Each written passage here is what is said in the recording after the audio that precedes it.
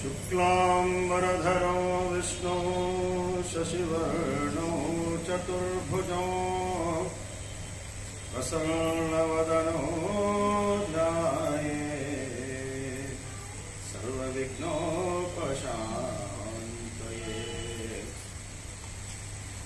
सतत गणनाथ सिद्धियनीव कार्यदली मति प्रेरिಸುವಳು ಪಾರ್ವತಿ ದೇವಿ ಮುಕುತಿ ಪಥಕ್ಕೆ ಮಗನೇವ ಮಗರುದ್ರ ದೇವರು ಹರಿಭಕುತಿದಾಯಕಳು ಭಾರತೀ ದೇವಿ ಯುಕ್ತಿ ಶಾಸ್ತ್ರಗಳಲ್ಲಿ ವನಜ ಸಂಭವನ ರಸೆ ಸತ್ಕರ್ಮಗಳ ನಡೆಸಿ ಸುಜ್ಞಾನಮತಿ ಇತ್ತು ಗತಿ ಪಾಲಿಸುವನೋ ಪವಮಾನನೋ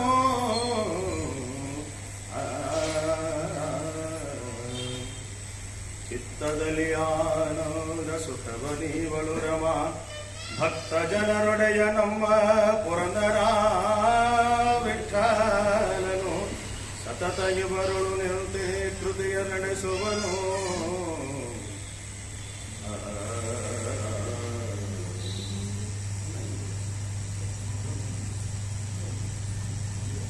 ಕಲ್ಯಾಣಾರ್ಥಗಾತ್ರಾಯ ಕಾಮಿತಾರ್ಥಪ್ರದಾಯಿನೇ ಶ್ರೀಮದ್ ವೆಂಕಟನಾಥಾಯ ಶ್ರೀನಿವಾಸಾಯ ನಮಃ।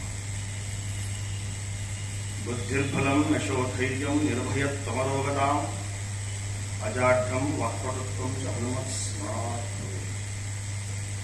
ವೇದಾಂತ ವೇದ್ಯಂ ಸಕಲಾಗಮಜ್ಞಂ ದಯಾ ಸುಧಾಸುಂದರಂ ಅನಂತರೂಪಂ ಶ್ರೀ ಯಾಜ್ಞವಲ್ಕ್ಯ ಪರಿಪೂರ್ಣಚಂದ್ರಂ ಶ್ರೀಮದ್ಗುರುಂ ನಿತ್ಯಂ ಆನಂದಮಾಂ ಪೂಜ್ಯಾಯ ರಾಘವೇಂದ್ರಾಯ ಸತ್ಯಧರ್ಮರತಾಯ ಚ ಭಜತಾಂ ಕಲ್ಪವೃಕ್ಷಾಯ ನಮತಾಂ ಕಾಮಧೇನವೇ ಶ್ರೀ ಶಾಂಘಲೀನ ಮನಸೇ ಯತಿ ಧರ್ಮರತಾಯ ಚ ಶ್ರೀ ಮಾಧವಾರ್ಯಾಯ ಗುರುವೇ ನಮೋ ವೇದಾಂತ ಹರಿ ಓಂ ಹರಿ ಓಂ।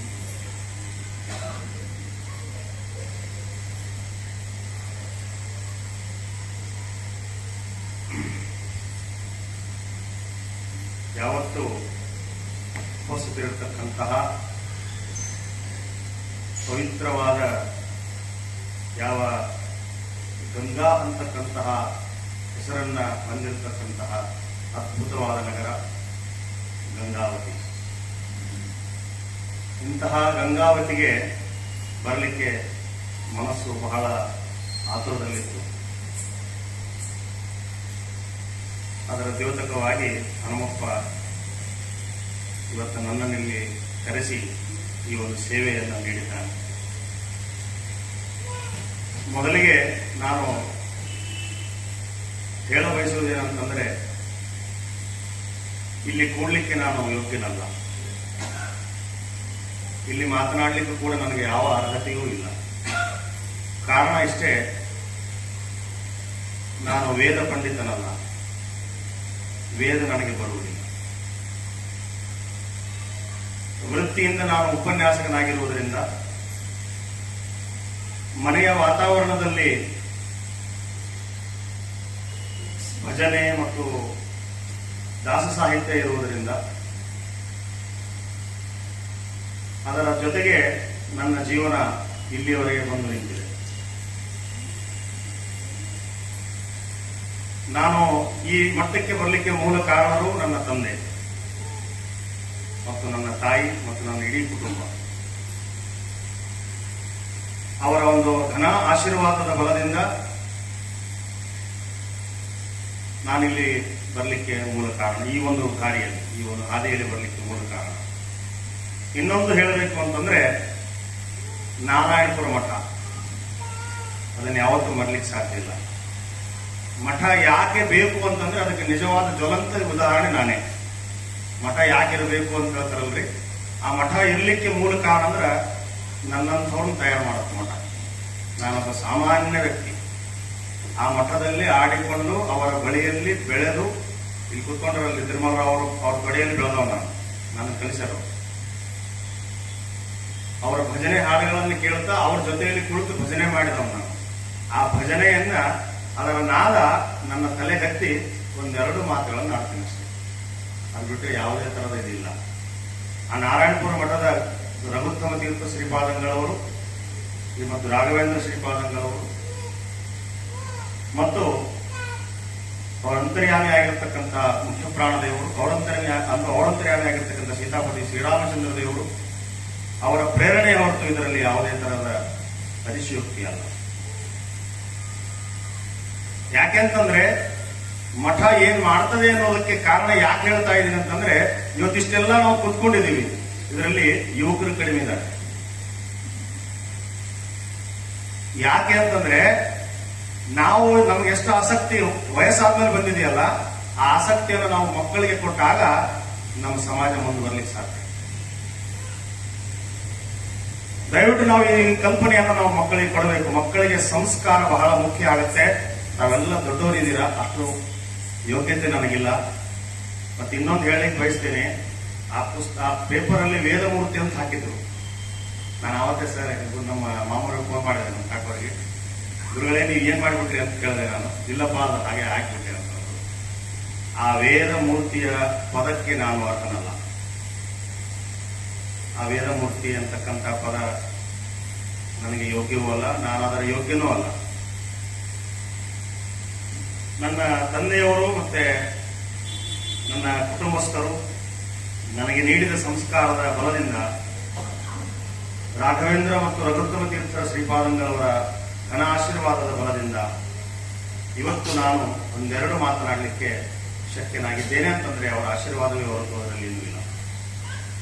ಅದನ್ನು ಹೇಳ್ತಾ ವಿಷಯಕ್ಕೆ ಬರ್ತೇನೆ. ನಾನು ಮೊದಲೇ ಹೇಳಿದ ಹಾಗೆ ನಾನು ಯಾವ ಪಂಡಿತನೂ ಅಲ್ಲ, ಯಾವುದೇ ತರಹದ ವೇದ ವಿದ್ವಾಂಸನಲ್ಲ. ಅವೆಲ್ಲ ನನಗೆ ಯಾವುದೂ ಗೊತ್ತಿಲ್ಲ.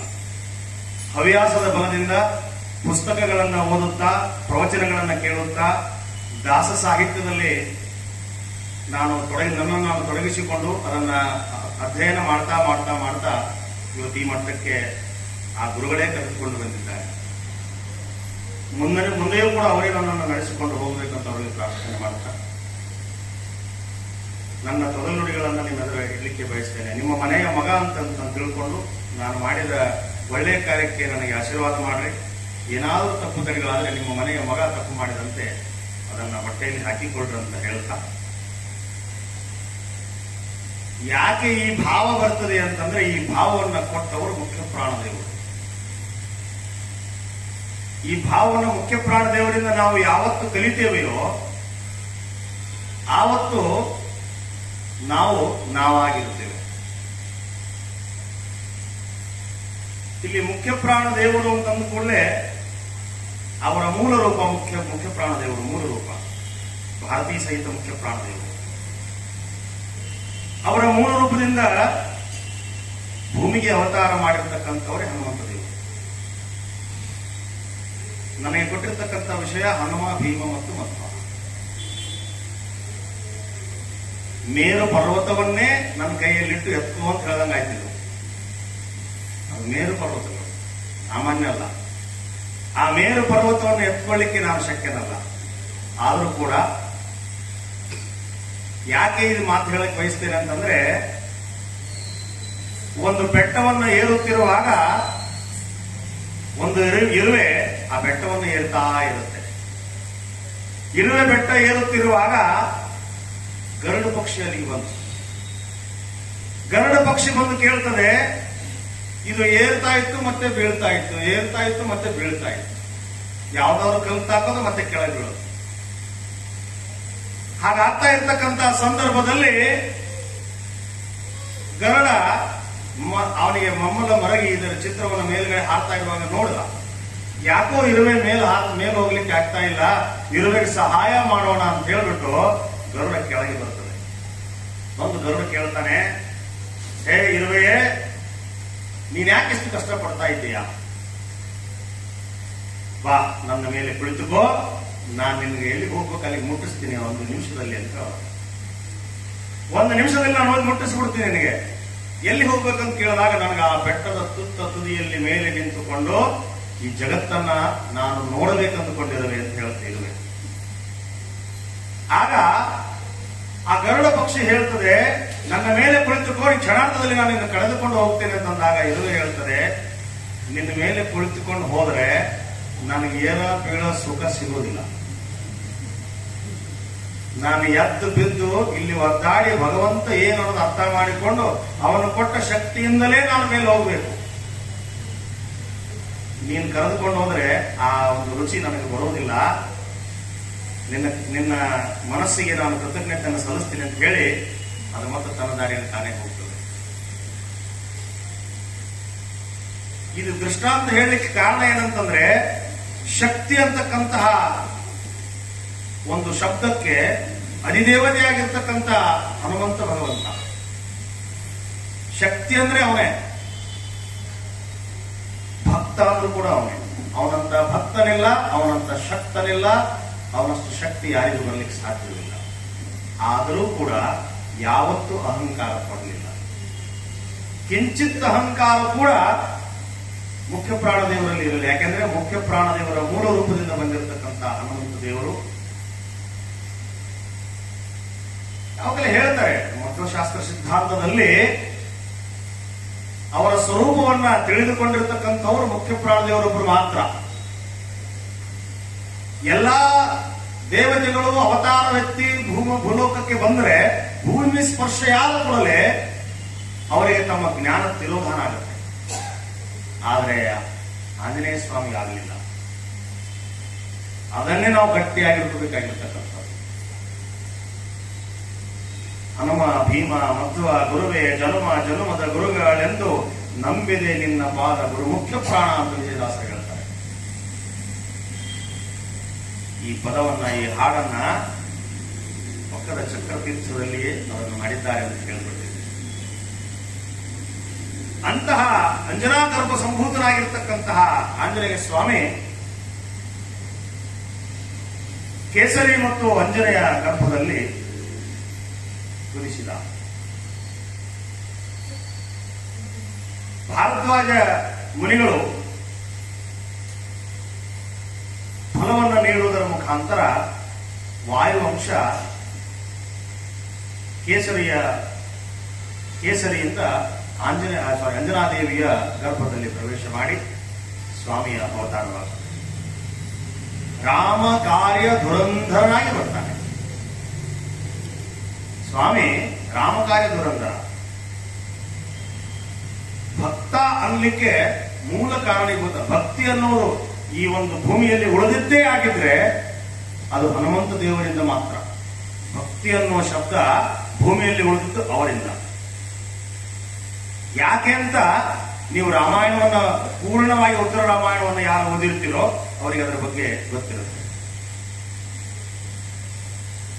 ಅಂತಹ ಬಲಭೀಮ ಕೇಸರಿ ನಂದನ ವಾಯುಪುತ್ರ, ಅವನ ಕಾಯ ಅಂತ್ಯದಲ್ರಿ ವಜ್ರಕಾಯ. ವಜ್ರಕಾಯ ಸೂರ್ಯನ ಮಿತ್ರನಾಗಿ ಕೋಟಿ ಸೂರ್ಯನ ಪ್ರಭೆಯನ್ನ ಹೊಂದಿರತಕ್ಕಂತಹ ಮಹಾಸ್ವಾಮಿ ಆಂಜನೇಯ ಸ್ವಾಮಿ. ಚಿಕ್ಕಂದಿನಲ್ಲಿ ನಾವು ಮಕ್ಕಳಿಗೆ ಆಟ ಸಾಮಾನು ಕೊಡ್ತೀವಿ. ಅವು ಆಟ ಆಡ್ತಾವ, ಚಲೋ ಇದ್ದದ್ದು ಬೇಡ್ತಾವ, ಅದು ಮ್ಯಾಲಿದ್ದದ್ದು ಬಹಳ ಇಷ್ಟ. ಅವು ಮ್ಯಾಲಿತ್ತಂದ್ರೆ ಅದನ್ನ ಕೊಡ್ರಿ, ಅದನ್ನ ಕೊಡತಾನ ಬಿಡಂಗಿಲ್ಲ ನಾವು. ನಮ್ಮ ಹನುಮಪ್ಪನ ಕಡಿಮೆ ಇದ್ದಿದ್ದಿಲ್ರಿ, ಅವನು ಹಂಗ ಕೇಳ್ದ. ಅಮ್ಮ ಕೊಡ್ಲಿಲ್ಲ, ಇವ ಏನ್ ಬಿಡ್ಲಿಲ್ಲ. ಹೊರಗೆ ಬಂದು ನೋಡ್ತಾನ, ಸೂರ್ಯನೇ ಕಂಡುಬಿಟ್ಟ, ಹಣ್ಣಿನ ತರ ಕಂಡ. ಮೊದಲ ವಾಯುವಂಶ ಕೇಳ್ಬೇಕ, ಹಾರಿಬಿಟ್ಟ. ಹಾರಿ ಸೂರ್ಯನನ್ನೇ ಹಣ್ಣನ್ನು ತಿಳಿದುಕೊಂಡು ಹೋಗಿರ್ತಕ್ಕಂತಹ ಮಹಾಸ್ವಾಮಿ. ಎಲ್ಲಿ ಸೂರ್ಯ, ಎಲ್ಲಿಯ ಭೂಮಿ, ದೇವತಾ ಸಂಭೂತ ಅನ್ನೋದಕ್ಕೆ ಇವೆಲ್ಲ ಉದಾಹರಣೆಗಳು. ಭರತಖಂಡ ಅಂತ ಅದ್ಭುತವಾಗಿರ್ತಕ್ಕಂಥ ದೃಷ್ಟಾಂತಕ್ಕೆ ಸಾಕ್ಷಿಭೂತವಾಗಿರ್ತಕ್ಕಂಥ ದೇಶ ನಮ್ಮದು. ಅವನನ್ನ ತಿನ್ನಲಿಕ್ಕೆ ಅಂತ ಹೋದ ದೇವಾನು ದೇವತೆಗಳಿಗೆಲ್ಲ ದಿಗ್ಭ್ರಾಂತ ಆಗಿಬಿಡ್ತು. ಭೂಮಿಯ ಒಂದು ಜೀವಿ ಮೇಲ್ಗಡೆ ಬಂದಿದೆ ಅಂದ್ರೆ ಇದೇನರ್ಥ? ಭೂಮಿಯ ಜೀವಿ ಅದು ಜೀವಸಹಿತವಾಗಿ ಮೇಲೆ ಬರುವುದಂದ್ರೆ ಅದು ಕೂಡ 84 ಲಕ್ಷ ಜೀವರಾಶಿಗಳಲ್ಲಿ ವಿಭಿನ್ನವಾಗಿರ್ತಕ್ಕಂಥ ಪ್ರಾಣಿ. ಮನುಷ್ಯ ಅದು ಓಕೆ, ಆದ್ರೆ ಇದು ವಾನರ. ಆವಾಗ ದೇವೇಂದ್ರನಾಗಿರ್ತಕ್ಕಂಥ ಇಂದ್ರನಿಗೆ ಸುದ್ದಿ ಬರ್ತಾನೆ. ಇಂದ್ರ ಅಡ್ಡಗಟ್ಟಿಗೆ ಬರ್ತಾನೆ. ಇಂದ್ರ ಬಂದ ಕೂಡಲೇ ಆಂಜನೇಯನಿಗೂ ಇಂದ್ರನಿಗೂ ಗೌರವಾಗಿರ್ತಕ್ಕಂತಹ ಯುದ್ಧ ನಡೆಯಿತು. ಆ ವಜ್ರಾಯುಧದಿಂದ ಅವನ ಮೇಲೆ ಪ್ರಹಾರ ಮಾಡಿದ. ಹನು ಅಂದ್ರೆ ಅವನ ಗದ್ದ, ಸಂಸ್ಕೃತದಲ್ಲಿ ಹನು ಅಂದ್ರೆ ಗದ್ದ. ಆ ಗದ್ದಕ್ಕೆ ಪೆಟ್ಟಾಗ ಏಟು ಬಿದ್ದು ಹಾನಿಯಾಯಿತು. ಆವಾಗ ಹನುಮಂತ ಗಾಯಗೊಂಡ, ಮೂರ್ಛೆ ಹೋದ. ಅವರಪ್ಪ ವಾಯುದೇವರಿಗೆ ಮಹಾ ಸಿಟ್ಟು. ದೇವಾನುದೇವತೆಗಳು ಆ ದೇವತಾ ಸ್ವರೂಪದಲ್ಲಿ ವಾಯುದೇವರು ಬರ್ತಾರೆ. ವಾಯುದೇವರಿಗೆ ಕೋಪ ಬಂದು ಆ ಒಂದು ಮಗುವನ್ನು ತೆಗೆದುಕೊಂಡು ಒಂದು ಗುಹೆಯೊಳಗೆ ಹೊಕ್ಕ ಬಿಡುತ್ತಾರೆ. ಗುಹೆಯೊಳಗೆ ಹೊಕ್ಕಾಗ ವಾಯುದೇವರಿಗೆ ಸಿಟ್ಟು ಬಂತು ಅಂದ್ರೆ ಅರ್ಥ ಮಾಡ್ಕೊಡಿ. 84 ಲಕ್ಷ ಜೀವರಾಶಿಗಳಿಗೆ ಏನು ಬೇಕು? ಗಾಳಿ ಬೇಕಿದೆ. ವಾಯುದೇವರು ಗಾಳಿಯನ್ನು ಬಂದ್ ಮಾಡಿದ್ರು. ಸಕಲ ಚರಾಚರ ವಸ್ತುಗಳು ಹಾಹಾಕಾರ ನಡೆದು ಜಗತ್ತಿನೊಳಗೆ. ಹಾಹಾಕಾರ ನಡೆದಾಗ ಬ್ರಹ್ಮರುದ್ರಾದಿ ದೇವತೆಗಳೆಲ್ಲ ಬಂದು ವಾಯುದೇವರನ್ನು ಕೇಳಿಕೊಳ್ತಾರೆ, ಹೀಗೆ ಮಾಡಿದರೆ ಹೇಗೆ? ಸೃಷ್ಟಿಯ ಚಲನೆ ನಿನ್ನಿಂದಲೇ ಸಾಧ್ಯ, ಕೋಪಿಷ್ಠನಾಗಬೇಡ ಅಂತ ಹೇಳಿ ಅವರನ್ನು ಸಂತೈಸ್ತಾರೆ. ಅದಾದ ನಂತರ ಅನೇಕ ಶಸ್ತ್ರಾಸ್ತ್ರಗಳಿಂದ ಅವಧ್ಯನಾಗುವಂತೆ ವರವನ್ನು ನೀಡ್ತಾರೆ. ಹಲವಾರು ಶಸ್ತ್ರಾಸ್ತ್ರಗಳನ್ನ ಹನುಮಂತ ದೇವರಿಗೆ ಪಾರಿತೋಷಕ ರೀತಿಯಲ್ಲಿ ಕೊಡ್ತಾರೆ. ಈ ಕೂಸು ಅಲ್ಲಿಂದ ಬಂದು ಅಂದ್ರೆ ಅದು ಸಾಮಾನ್ಯ ಅಲ್ಲ, ಭಗವಂತನ ಅಂಶ, ಅದರಲ್ಲಿ ವಾಯುದೇವರ ಅಂಶ. ಅಲ್ಲಿಂದ ಆ ವರವನ್ನು ತೆಗೆದುಕೊಂಡಿರ್ತಕ್ಕಂಥ ಮಹಾಸ್ವಾಮಿ ಮತ್ತೆ ತನ್ನ ಸ್ವಸ್ಥಾನಕ್ಕೆ ಬರ್ತಾನೆ ಅಂತ ಒಂದು ಚಿಕ್ಕ ಕಥೆಯನ್ನ ನಾವು ಆ ಬಾಲ್ಯದಲ್ಲಿ ಕೇಳಿದ್ವಿ.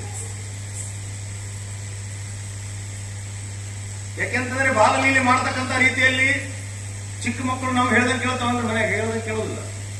ನಾವೊಂದು ಹೇಳ್ತೀವಿ, ಅವ್ರು ಮಳೆ ಮಾಡ್ತಾವ. ನಾವು ಬೇಡಂದ್ ಮಾಡ್ತಾವ ಹೆಚ್ಚಿಗೆ ಹುಡುಗ. ಯಾಕಂದ್ರೆ ಅವ್ರು ಕೂಸು, ಅದಕ್ಕೆ ದೇವರ ಹೆಸರು. ಒಳ್ಳೇದು ಗೊತ್ತಿರಲ್ಲ, ಕೆಟ್ಟದ್ದು ಗೊತ್ತಿರಲ್ಲ. ಸೊ ಆ ರೀತಿಯಲ್ಲಿ ಋಷಿಮುನಿಗಳ ಆಶ್ರಮಕ್ಕೆ ಕಪಿಚೇಷ್ಟೆ ಅಂತ ಕರಿತಿರಲ್ಲ ಅಂತ ಆ ಸ್ವರೂಪದಲ್ಲಿ ಕಪಿಯಾಗಿರ್ತಕ್ಕಂಥ ಸ್ವಾಮಿ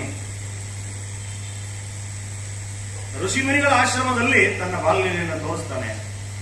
ಹಲವಾರು ಹಣ್ಣುಗಳನ್ನ ಗಿಡವನ್ನು ಏರುತ್ತಿದ್ದ, ಕಡಿತಿದ್ದ, ಕಿತ್ತಿದ್ದ, ಇವೆಲ್ಲ ಆಟಗಳನ್ನು ಆಡ್ತಾ ಇದ್ದ. ಅದಕ್ಕೆ ಋಷಿಮುನಿಗಳು ಹೇಳಿದ್ರು, ಇದು ಹಿಂಗಾದ್ರೆ ಲೆಕ್ಕ ತಪ್ಪು ಅಂತ ಹೇಳಿ, ನಿನ್ನ ಈ ಶಕ್ತಿ ಏನಿದೆಯಲ್ಲ, ಇದು ಉತ್ತಮವಾಗಿರ್ತಕ್ಕಂಥ ಸಮಯದಲ್ಲಿ ನಿನಗೆ ಜ್ಞಾಪಕತೆ ಬರಲಿ. ಯಾವ ಉದ್ದೇಶಕ್ಕಾಗಿ ನಿನ್ನ ಜನ್ಮವಾಗಿದೆಯೋ ಆ ಉದ್ದೇಶ ಪ್ರಾಪ್ತಿಯಾಗುವ ತನಕ ಇದು ನನಗೆ ನೆನಪಿಗೆ ಬಾರದಿರಲಿ ಅಂತ ಆತನಿಗೆ ಹೇಳ್ತಾರೆ.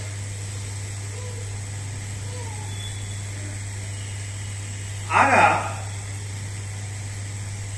ಸೂರ್ಯನಲ್ಲಿ ವಿದ್ಯೆಯನ್ನು ಕಲಿತು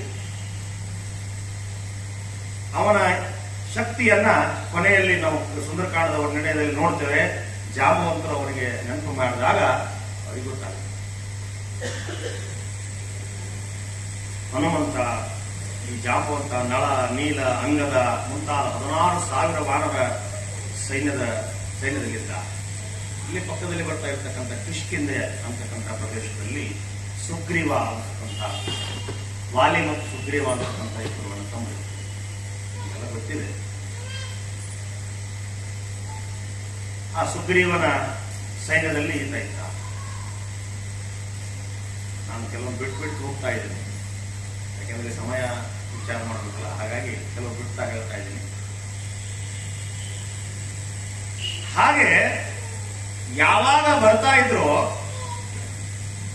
ರಾಮನಿಗೆ ಮತ್ತು ಹನುಮಂತ ದೇವರಿಗೆ, ರಾಮದೇವರಿಗೆ ಭೇಟಿಯಾಗಿರಲಿಲ್ಲ. ಆ ಕಡೆ 14 ವರ್ಷದ ವನವಾಸವನ್ನ ಹೊತ್ತಿರತಕ್ಕಂಥ ರಾಮಚಂದ್ರ ದೇವರು ಯಾವಾಗ ದಂಡಕಾರಣ್ಯವನ್ನು ಪ್ರವೇಶ ಮಾಡಿದರು, ಗೋದಾವರಿಯ ದಕ್ಷಿಣ ತೀರೆ ರಾಮಕ್ಷೇತ್ರೇ ಅಸ್ಮಿನ್ ಅಂತ ಹೇಳುತ್ತಿಲ್ಲ. ಆ ರಾಮಕ್ಷೇತ್ರ ಅಂತಕ್ಕಂತಹ ಪ್ರದೇಶ ಗೋದಾವರಿ ನದಿ ತೀರದಲ್ಲಿ ಕಿಷ್ಕಿಂಧ ಪಟ್ಟಣಕ್ಕೆ ಬಂದ ತುಂಗಭದ್ರಾ ನದಿ. ಕಿಷ್ಕಿಂಧ ಪಟ್ಟಣಕ್ಕೆ ಬಂದಾಗ ದೂರದಿಂದ ಇವರಿಬ್ಬರು ಹೊರಟಿದ್ರು. ಅಲ್ಲಿರ್ತಕ್ಕಂಥ ಎಲ್ಲ ನಳ ನೀಲ ಇವರು ನಿಂತಿರಲ್ಲ, ಅವರೆಲ್ಲ ಮೇಲುಗಡೆ ಬಂದು ನೋಡ್ತಾರೆ. ಯಾರೋ ಇಬ್ಬರು ಜೀವಿಗಳು ಹೊಂಟಿದ್ದಾರೆ, ಇವರು ನಮ್ಮ ಕಡೆನೆ ಬರ್ತಾ ಇದ್ದಾರೆ, ಇವ್ರು ಯಾಕೋ ಮನುಷ್ಯ ಜೀವಿಗಳನ್ನು ಕಾಣ್ತಾರ ಅಂತ ಮಾತಾಡ್ಕೊಂಡು ಅದನ್ನು ಬಂದು ಸುಗ್ರೀವನಿಗೆ ಹೇಳೋದು, ಯಾರೋ ಇಬ್ಬರು ಜೀವಿಗಳು ನಮ್ಮ ಕಡೆ ಬರ್ತಾ ಇದ್ದಾರ್ರಿ ಅಂತ. ಆಗ ಹನುಮಂತ ದೇವರಲ್ಲೇ ಇದ್ರು. ಯಾರೋ ಬರ್ತಾ ಇದ್ದಾರ, ಹೌದಾ ನೋಡೋಣ ಅಂತೇಳಿ ಹನುಮಂತ ಬಂದ. ನೋಡ್ರಿ, ಇಲ್ಲಿ ನಾವು ಸೂಕ್ಷ್ಮ ಅರ್ಥ ಮಾಡ್ಕೋಬೇಕು. ಮುಖ್ಯ ಪ್ರಾಣ ಅಂತ ಕರೀಲಿಕ್ಕೆ 3 ಸೂಕ್ಷ್ಮ ಇಲ್ಲಿ ಅಂತ ಸ್ವಲ್ಪ ಅರಿಯಲ್ಲ. ನಾವು ನೋಡ್ತೀವಿ ಎಲ್ಲರನ್ನ, ನಮ್ಮ ದೃಷ್ಟಿ ಬೇರೆ. ಆದ್ರೆ ಭಗವಂತನನ್ನು ನೋಡುವ ಭಕ್ತರ ದೃಷ್ಟಿ ಬೇರೆ. ಇವರೆಲ್ಲ ಬಂದು ನೋಡಿದಾಗ ಇವ್ರು ಯಾರು ಇಬ್ರು ಮನುಷ್ಯರೇ ಕಂಡ್ರೆ ಅವ್ರಿಗೆ ಹೊರತಾಗಿ ಮತ್ತೇನು ಕಾಣಲಿಲ್ಲ. ಇಬ್ರು ಜೀವಿಗಳು ಹೊಂಟರ ನಮಗೆ ಕಾಣಿ. ಆಗ ಹನುಮಂತ ದೇವರು ಹೋಗಿ ನೋಡ್ತಾರೆ. ನೋಡಿದಾಗ ಅವರಿಗೆ ಕಂಡದ್ದೇನಂದ್ರೆ ಸಾಕ್ಷಾತ್ ವಿಷ್ಣು, ಶಂಖ ಚಕ್ರ ಗದಾಧಾರಿ ಆಗಿರ್ತಕ್ಕಂತಹ ಪ್ರಭಾವಳಿ ಸಮೇತನಾಗಿರ್ತಕ್ಕಂತಹ ಸ್ವಾಮಿ ದರ್ಶನ. ಆಹಾ, ನಾನು ಧನ್ಯನಾದೆ, ನನ್ನ ಜನ್ಮ ಪಾವನವಾಯಿತು, ನಾನು ಹುಟ್ಟಿದ್ದು ಸಾರ್ಥಕವಾಯಿತು, ಯಾವ ಕಾರಣದಿಂದ ನನ್ನ ಜನ್ಮವಾಯಿತು ಆ ಕಾರ್ಯ ಸಮೀಪಿಸಿದ್ದು ಅಂತ ಬಹಳ ಖುಷಿ ಪಡ್ತಾರೆ ಆಂಜನೇಯ ಸ್ವಾಮಿ. ನೋಡುವ ಬಗೆ ಹೇಗಿದೆ ಅವರು ಅಂದ್ರೆ, ಇಲ್ಲಿ ಮೂಲ ಸ್ವರೂಪವಾಗಿರ್ತಕ್ಕಂತಹ ವಾಯುದೇವರು, ಆ ವಾಯುದೇವರ ಮೂಲ ರೂಪ ತಿರೋಧನ ಆಗಿಲ್ಲ ಅವರಿಗೆ. ಉಳುಕಿದವರೆಲ್ಲ ಜೊತೆಯಲ್ಲಿದ್ದವರಿಗೆ ತಿರೋಧನ ಆಗಿದೆ, ಅವ್ರಿಗೆ ಗೊತ್ತಿಲ್ಲ. ಅವರು ದೇವತೆಗಳೇ, ಆದ್ರೂ ಕೂಡ ಆ ಜ್ಞಾನ ಅವರಿಗಿಲ್ಲ. ಭೂಮಿ ಸ್ಪರ್ಶ ಆಗಿದೆ, ಭೂಮಿ ಸ್ಪರ್ಶ ಆದ್ರೂ ಕೂಡ ಜ್ಞಾನ ತಿರೋಧಾನ ಆಗದೇ ಇರತಕ್ಕಂಥವ್ರು ಒಬ್ಬರೇ, ಅವರೇ ಮುಖ್ಯ ಪ್ರಾಣದೇವರು. ಅವರು ನಮ್ಮ ಹನುಮಪ್ಪ. ಅವ್ರಿಗೆ ಯಾವತ್ತೂ ಅವರ ಜ್ಞಾನ ತಿರೋಧಾನ ಆಗಿಲ್ಲ. ಇದಕ್ಕೆ ಮೂಲ ಕಾರಣ ಅಚಲವಾದ ನಿಶ್ಚಲವಾದ ಭಕ್ತಿ. ಆ ಭಕ್ತಿಯೇ ಮೂಲ ಕಾರಣ ಆಗ್ತದೆ. ಅಂತಹ ರೀತಿಯಲ್ಲಿ ಇಲ್ಲಿ ನಾವು ತಿಳ್ಕೋಬೇಕಾಗಿರ್ತಕ್ಕಂಥದ್ದು ಬಹಳಷ್ಟಿದೆ. ವಾಯುದೇವರು ಯಾವಾಗ, ಯಾಕೆಂತಂದ್ರೆ ರಾವಣ ಮತ್ತೆ ಕುಂಭಕರ್ಣ ಜಯ ವಿಜಯರ ಅವತಾರ. ಜಯ ವಿಜಯರು ಸ್ವಾಮಿಯ ದ್ವಾರಪಾಲಕರು. ಬ್ರಹ್ಮಮಾನಸ ಪುತ್ರರಿಂದ ಶಾಪಗ್ರಸ್ತರಾಗಿ ಭೂಮಿಯಲ್ಲಿ ಅವತಾರ ಮಾಡತಕ್ಕಂಥವ್ರು ಸ್ವಾಮಿ ಅವತಾರಕ್ಕೂ ಕಾರಣ. ಅಂತಹ ರಾವಣ, ಅವನನ್ನು ವಧೆಗಾಗಿ ರಾಮ ಬಂದಿದ್ದ. ವಿಷ್ಣು ರಾಮನಾಗಿ ಬಂದ. ಆ ರಾಮನಾಗಿ ಬರ್ತಕ್ಕಂಥ ಸಂದರ್ಭ ರಾಮನಾಗಿ ಹೊಂಟೀನಿ ನಾನು, ನನ್ನ ಜೊತೆ ಯಾರ್ಯಾರು ಬರ್ತೀರೋ ಅಂತ ಕೇಳ್ತೀವಿ. ನಾವು ಯಾವ್ದಾದ್ರು ಊರಿಗೆ ಹೊಂಟಿರ್ತೀವಲ್ಲಿ ಕೇಳ್ತೀವಿ, ನನ್ನ ಜೊತೆ ಯಾರ್ಯಾರು ಬರ್ತೀರ. ಹಂಗ ಸ್ವಾಮಿ ತಮ್ಮ ಪರಿವಾರಕ್ಕೆ ಕೇಳಿದಾಗ ಮುಖ್ಯ ಪ್ರಾಣದೇವರು ಹೇಳಿದ್ರು, ನಿನ್ನ ಸೇವಾ ಮಾಡೋ ಹಾಗೆ ಕೊಂಡ ಮತ್ತೇನು ಬೇಡ. ನಾವು ದೇವ್ರ ಹತ್ರ ಬಂದು ನನಗೆ ಅದನ್ನು ಕೊಡು, ನನಗೆ ಇದನ್ನು ಕೊಡು, ಹಂಗ ಮಾಡು ಹಿಂಗ ಮಾಡು ಅಂತ ಕೇಳ್ತೀವಿ. ನಾವು ಲೌಕಿಕವಾಗಿರ್ತಕ್ಕಂತಹ ಸುಖಭೋಗಗಳನ್ನೇ ನಾವು ದೇವರ ಹತ್ರ ಪ್ರಾರ್ಥನೆ ಮಾಡ್ತೀವಿ. ನಾವು ಯಾವತ್ತಾದ್ರೂ ಒಂದಿನಾದ್ರೂ ಭಕ್ತಿ ಕೊಡು ಪರಮಾತ್ಮ, ನಿನ್ನಂತಹ ಭಕ್ತಿ ಕೊಡು ಮುಖ್ಯ ಪ್ರಾಣ, ನಿನ್ನಂತಹ ಭಕ್ತಿ ಕೊಡು ಭೀಮಸೇನ, ನಿನ್ನಂತಹ ಭಕ್ತಿ ಕೊಡು ಹನುಮಪ್ಪ ಅಂತ ಕೇಳಿದೀವ? ನಾವೆಂದಾದ್ರೂ ಕೇಳಿದೀವ? ಅದನ್ನು ನಾವು ಕೇಳಿದ್ದೇ ಆದ್ರೆ ಅದನ್ನು ಕೊಡಬೇಕಾದ್ರೆ ಮೊದಲು ನಮ್ಮನ್ನು ಶುದ್ಧಿ ಮಾಡಬೇಕಾಗ್ತದೆ. ಆ ಒಂದು ಹೊಣೆ ಅವನ ಮೇಲೆ ಬರೆದು ಬೀಳುತ್ತದೆ. ಆದ್ರೆ ನಾವು ಕೇಳ್ತಾ ಇಲ್ಲ. ನಾವೇನ್ ಕೇಳ್ತೀವಿ? ಲೌಕಿಕ ಸುಖ. ನನಗೊಂದು ಗಾಡಿ ಬೇಕಾಗ್ಯದ, ನನಗೊಂದು ಮನೆ ಕಟ್ಟಬೇಕಾಗ್ಯದ, ಜಲ್ದಿ ಲಗ್ನ ಮಾಡಬೇಕಾಗ್ಯದ, ನನಗೊಂದು ಕನ್ಯೆ ಬೇಕಾಗ್ಯದ, ಲಗ್ನ ಆಗ್ಬೇಕಾಗ್ಯದ. ನಾವು ಲೌಕಿಕ ಸುಖ ಭೋಗಗಳನ್ನೇ ಕೇಳ್ತೀವಿ. ಕೇಳಿದಾಗ ಜಲ್ದಿ ಕೊಟ್ಟು ಕಳಿಸ್ತಾರೆ. ಯಾಕಂದ್ರೆ ಅವ್ರು ಜಲ್ದಿ ಸಿಕ್ಬಿಡ್ತವೆ. ಹೌದಲ್ಲ? ಅಂಗಡಿಗೆ ನೀವು ಕಿರಾಣಿ ಅಂಗಡಿಗೆ ಹೋಗ್ಬಿಡ್ತೀರಿ, ನಿಮ್ಗೆ ಬೇಡಿದ ಪಟ ಪಟ ಕೊಟ್ಬಿಡ್ತಾನೆ, ಬೇಡಲಾದ ಒಂದ್ ಇರ್ತದೆ, ನಾಳೆ ತರಿಸ್ಕೊಡ್ತೀನಿ ಬಹಳ ದೂರದ ಅಂತ. ಹೌದಲ್ಲ? ಅದು ಕಂಪನಿ ಸ್ವಲ್ಪ ಬಂದಾಗಿದ್ರೆ ಬ್ಯಾರೆ ಬೇಕಾದ್ರೆ ಹೋಗ್ತೀರಿ ನೋಡ್ರಿ ಅಂತ ನಮ್ಮ ಸಲ. ಸೊ ಇಲ್ಲಿ ನಾವು ನಮ್ಮ ಲೌಕಿಕದಲ್ಲಿ ಹೀಗಿರ್ಬೇಕಾದ್ರೆ ಸ್ವಾಮಿ ಕಾರ್ಯ ನಾವು ಅರ್ಥ ಮಾಡಿಕೊಳ್ಬೇಕು. ಹಾಗೆ ಶೇಷದೇವರಲ್ಲಿದ್ರು. ಶೇಷದೇವರು ಕೇಳ್ತಾರೆ, ನನಗೂ ಅವತಾರಕ್ಕೆ ಅವಕಾಶ ಮಾಡಿಕೊಡು, ಯಾಕಾಗವಲ್ಲದು ಅಂತ ಸ್ವಾಮಿ. ನಿನ್ನ ತಮ್ಮನಾಗಿ ನಿನ್ನ ಸೇವೆ ಮಾಡ್ತಕ್ಕಂಥ ಭಾಗ್ಯ ಕೊಡು ಅಂತ ಶೇಷದೇವರು ಕೇಳಿದಾಗ ಅವರಿಗೆ ಒಪ್ಪಿಗೆಯನ್ನು ಸ್ವಾಮಿ ನೀಡ್ತಾನೆ. ಸೇವಾ ಭಾಗ್ಯವನ್ನ ಮುಖ್ಯ ಪ್ರಾಣದೇವರು ಕೇಳಿದ್ರು, ಅವರಿಗೂ ಸ್ವಾಮಿ ಒಪ್ಪಿಗೆಯನ್ನು ನೀಡಿದ. ಶೇಷದೇವರು ಲಕ್ಷ್ಮಣನಾಗಿ ಭೂಮಿಯಲ್ಲಿ ಅವತಾರ ಮಾಡಿದರು. ಸಾಮಾನ್ಯರಲ್ಲಿ 4 ಜನ, 4 ವೇದಗಳಿಗೆ ಸಮ, 4 ಪುರುಷಾರ್ಥಗಳಿಗೆ ಸಮ, ಧರ್ಮ ಅರ್ಥ ಕಾಮ ಮೋಕ್ಷಗಳೆಂಬ ಪುರುಷಾರ್ಥಗಳಿಗೆ ಸಮ. ರಾಮ ಲಕ್ಷ್ಮಣ ಭರತ ಶತ್ರುಘ್ನ. ಹಾಗೆ ರಾಮಚಂದ್ರ ದೇವರು ಭೂಮಿಯಲ್ಲಿ ಅವತಾರ ಮಾಡಿದಾಗ ಶೇಷದೇವರು ಬಂದ್ರಲ್ಲ, ಶೇಷದೇವರು ಹಾಸಿಗೆ ಆಗಿದ್ರು, ಮತ್ತೆ ಅವರಿಗೆ ನೆರಳಾಗಿದ್ರು. ರಾಮಚಂದ್ರ ದೇವರು ನೆರಳಾಗಿಯೇ ಬದುಕಿದ್ರು. 14 ವರ್ಷದ ವನವಾಸದಲ್ಲಿ ಹೇಳ್ತಾರೆ, ಕೇಳಿದಾಗ ನನಗೆ ಒಂದ್ಸಲ ಆಶ್ಚರ್ಯವಾಗಿ ಕಣ್ಣಲ್ಲಿ ಆದಿಗಳಾಗಿ ಹೋಗಿತ್ತು. ಒಂದು ದಿನನೂ ಕೂಡ ನಿದ್ದೆ ಮಾಡಲಿಲ್ಲ ಸ್ವಾಮಿ. ಸ್ವಾಮಿಯ ಸೇವಾ ಕಾರ್ಯದಲ್ಲಿ ಲಕ್ಷ್ಮಣ ದೇವರು, ಶೇಷಾಂಶ ಸಂಭೂತರಾಗಿರ್ತಕ್ಕಂಥ ಲಕ್ಷ್ಮಣ ದೇವರು ಒಂದು ದಿನ ಕಣ್ಣು ನಿದ್ದೆ ಮಾಡಲಿಲ್ಲ. 14 ವರ್ಷ ವನವಾಸ. ನಮ್ಮ ಮಕ್ಕಳಿಗೆ ಇಂಥ ಕಥೆಗಳನ್ನು ನಾವು ಹೇಳಬೇಕಾಗಿದೆ. ಇವತ್ತು ಅಣ್ಣ ತಮ್ಮಂದಿರು ಹೇಗಿರಬೇಕನ್ನೋದನ್ನು ರಾಮ ಲಕ್ಷ್ಮಣ ಭರತ ಶತ್ರುಘ್ನರ ಕಥೆಗಳನ್ನ ನಮ್ಮ ಮನೆಗಳಲ್ಲಿ ನಮ್ಮ ಮನಸ್ಸಿನಲ್ಲಿ ಇಟ್ಟುಕೊಂಡು ಮಕ್ಕಳಿಗೆ ನಾವು ಇವತ್ತು ಬೋಧನೆ ಮಾಡತಕ್ಕಂಥ ಪ್ರಮೇಯ ಬಂದಿದೆ. ಅದನ್ನು ಮಾಡದೇ ಇರತಕ್ಕಂಥ ರೀತಿಯಲ್ಲಿ ನಾವು ಇವತ್ತು ಧರ್ಮ ಭ್ರಷ್ಟರಾಗ್ತಾ ಇದ್ದೀವಿ. ಸಂಸ್ಕಾರದ ಕೊರತೆ ಎದ್ದು ಕಾಣ್ತಾ ಇದೆ. ಆ ಸಂಸ್ಕಾರವನ್ನು ನಾವು ಚೆನ್ನಾಗಿ ಮಕ್ಕಳಿಗೆ ನೀಡಲಿಲ್ಲ ಅಂತಂದ್ರೆ ಮ್ಯಾಲ ಹೋದಾಗ ಭಗವಂತ ಉತ್ತರ ಏನು ಕೊಡ್ತೀವಿ? ಜನ್ಮ ಜನ್ಮಾಂತರಗಳಲ್ಲಿ ಜನ್ಮವನ್ನು ಕೊಟ್ಟಿದ್ದೇನೆ ಅಂತ ಹೇಳ್ತಾನೆ ಪರಮಾತ್ಮ. ಏಸುಕಾಯಂಗಾಳ ಕಳೆದು 84 ಲಕ್ಷ ಜೀವರಾಶಿಗಳನ್ನು ದಾಟಿ ಬಂದ ಈ ಶರೀರ ತಾನಲ್ಲ, ತನ್ನದಲ್ಲ, ಆಸೆ ತರವಲ್ಲ, ಮುಂದೆ ಬಾಬುದಲ್ಲ. ಕನಕದಾಸರು ಯಾವ ಅದ್ಭುತವಾಗಿ ಹೇಳ್ತಾರೆ.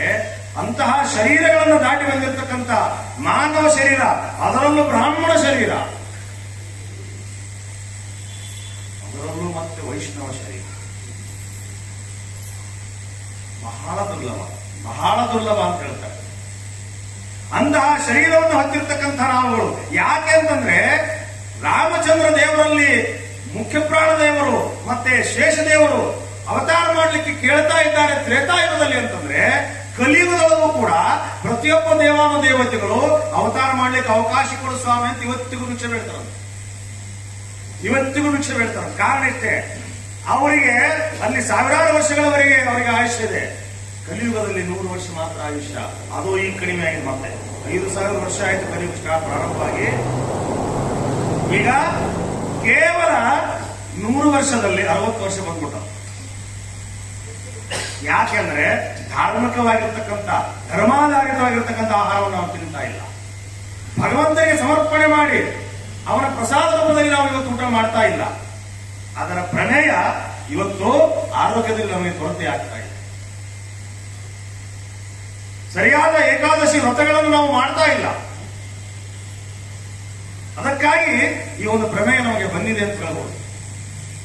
ನಾವು ಇವತ್ತಾದ್ರೆ ಎಚ್ಚೆತ್ತುಕೊಳ್ಬೇಕು, ನಮ್ಮ ಮಕ್ಕಳಿಗೆ ಸಂಸ್ಕಾರ ಕೊಡಬೇಕು. ನಾನು ಇವತ್ತು ಕಳಕಳಿಯಾಗಿ ತಾಯಂದ್ರಲ್ಲಿ ಮೊದಲು ಕೇಳ್ತೀನಿ ನಾನು, ಯಾಕೆಂದ್ರೆ ನಿಮ್ಮಿಂದ ಮಾತ್ರ ಈ ಒಂದು ಕಾರ್ಯ ಸಾಧ್ಯ. ಆ ಮಕ್ಕಳಿಗೆ ನೀವಂದ್ರೆ ಬಹಳ ಪ್ರೀತಿ. ಚಿಕ್ಕಂದಿರುವಾಗಲೇ ತಾಯಿಯೇ ಮೊದಲ ಗುರು, ಮನೆಯೇ ಮೊದಲ ಪಾಠಶಾಲೆ. ನೀವು ಅದನ್ನು ಮಾಡಲೇಬೇಕು. ನಿಮಗೆ ನನ್ನ ಕಳಕಳಿಗೆ ಪ್ರಾರ್ಥನೆ, ದಯವಿಟ್ಟು ಇದನ್ನು ಮಾಡಿ. ಇಲ್ಲ ಅಂದ್ರೆ ನಮ್ಮ ಸಮಾಜ, ನಮ್ಮ ಧರ್ಮ ಉಳಿಲಿಕ್ಕೆ ಸಾಧ್ಯವಿಲ್ಲ. ಧರ್ಮ ಉಳಿಯಬೇಕು ಬೆಳಿಬೇಕಾದ್ರೆ ಧರ್ಮನ ನಾವು ರಕ್ಷಣೆ ಮಾಡಬೇಕು. ಧರ್ಮೋ ರಕ್ಷತೆ ರಕ್ಷಿತ ಅಂತ ಹೇಳ್ತಾರೆ ಪರಮಾತ್ಮ. ಹಾಗಾಗಿ ಧರ್ಮವನ್ನು ನಾವು ರಕ್ಷಣೆ ಮಾಡಿದರೆ ಧರ್ಮ ನಮ್ಮನ್ನು ರಕ್ಷಣೆ ಮಾಡ್ತದೆ.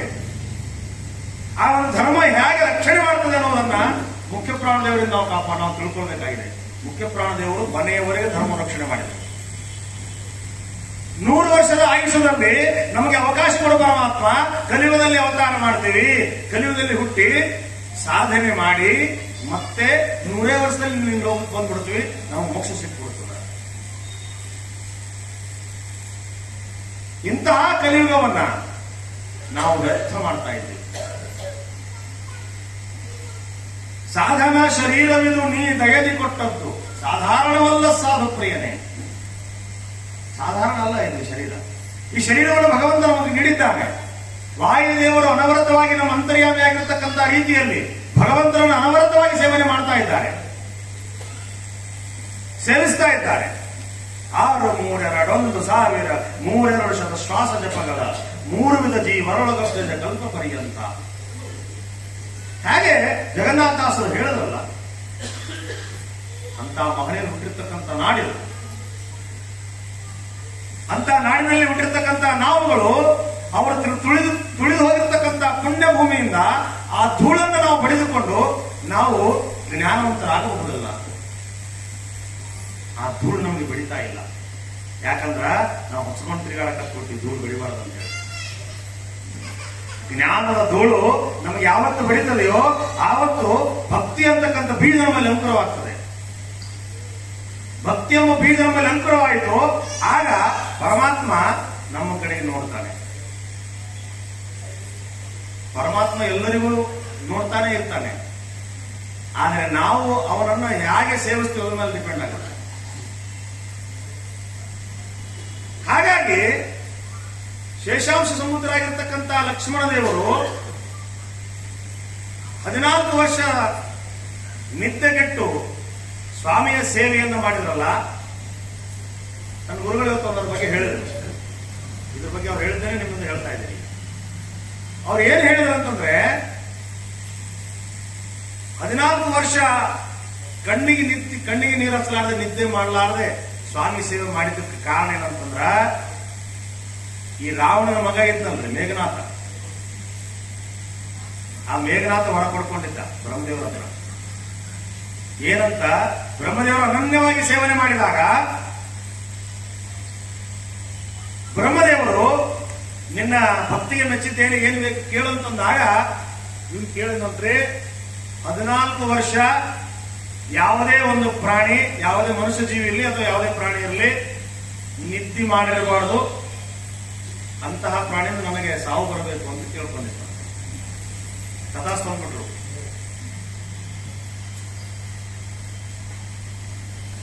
ಆ ಮೇಘನಾಥ ಕೇಳಿಕೊಂಡಿರ್ತಕ್ಕಂಥ ವರ ಸತ್ಯ ಮಾಡ್ಲಿಕ್ಕೆ ಶೇಷದೇವರು ಬರ್ಬೇಕು.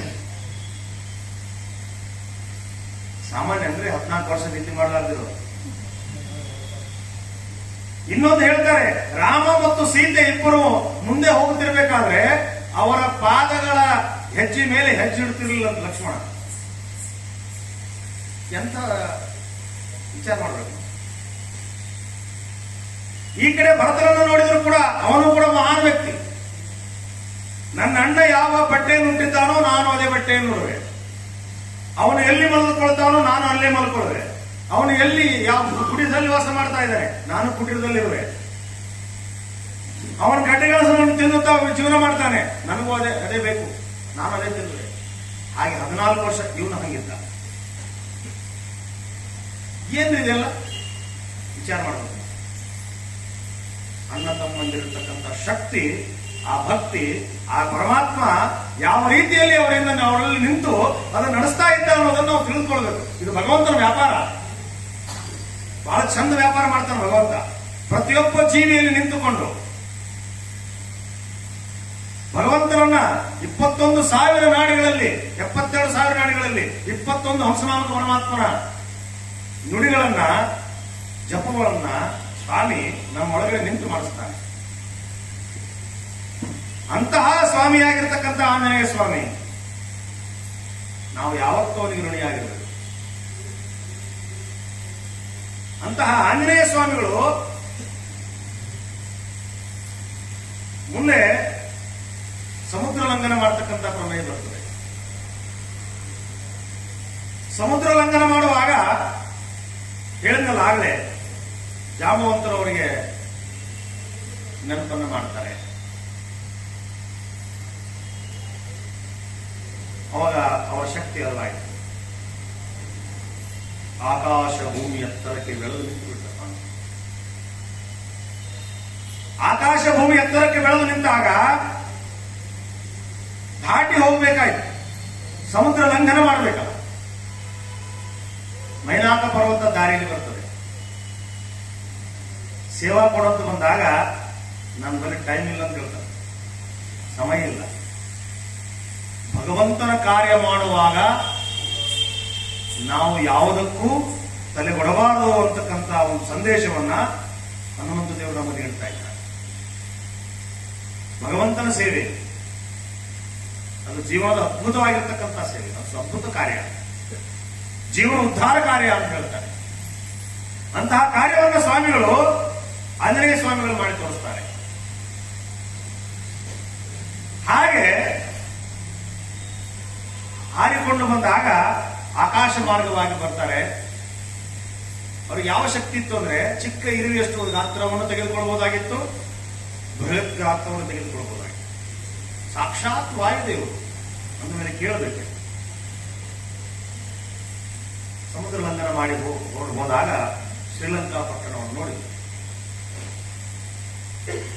ಅಲ್ಲಿ ಪರಸ್ತ್ರೀಯರನ್ನ ಕೂಡ ನೋಡ್ತಾರೆ. ಯಾಕಂದ್ರೆ ರಾತ್ರಿ ಹೊತ್ತು ಪರಸ್ತ್ರೀಯರನ್ನು ನೋಡಿ ಪಶ್ಚಾತ್ತಾಪ ಪಟ್ಟು ಮತ್ತೆ ಸ್ವಾಮಿಯಲ್ಲಿ ಬೇಡಿಕೊಳ್ತಾರೆ, ನೋಡಿದ್ರೆ ನಮ್ದು ತಪ್ಪಾಯಿತು. ಇವೆಲ್ಲ ಸಂದೇಶಗಳು ನಮಗಿವು. ನಾವು ಸ್ವಾಮಿಯನ್ನ ಅಧ್ಯಯನ ಮಾಡ್ತಿರುವಾಗ ಆ ಸಂದೇಶಗಳನ್ನ ನಾವೆಲ್ಲ ತಿಳ್ಕೋಬೇಕು.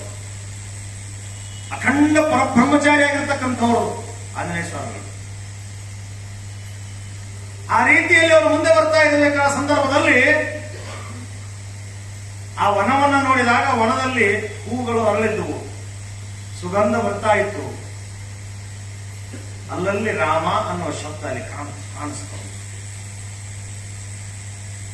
ರಾಮಚಂದ್ರನು ದೇವರು ನೀಡಿರ್ತಕ್ಕಂತಹ ಮುದ್ರಿಕೆಯನ್ನ ತೆಗೆದುಕೊಂಡು ಬಂದಿದ್ರು. ಗುರುಹನ್ನ ಕೊಡ್ಲಿಕ್ಕೆ ಬಂದಿದ್ರು.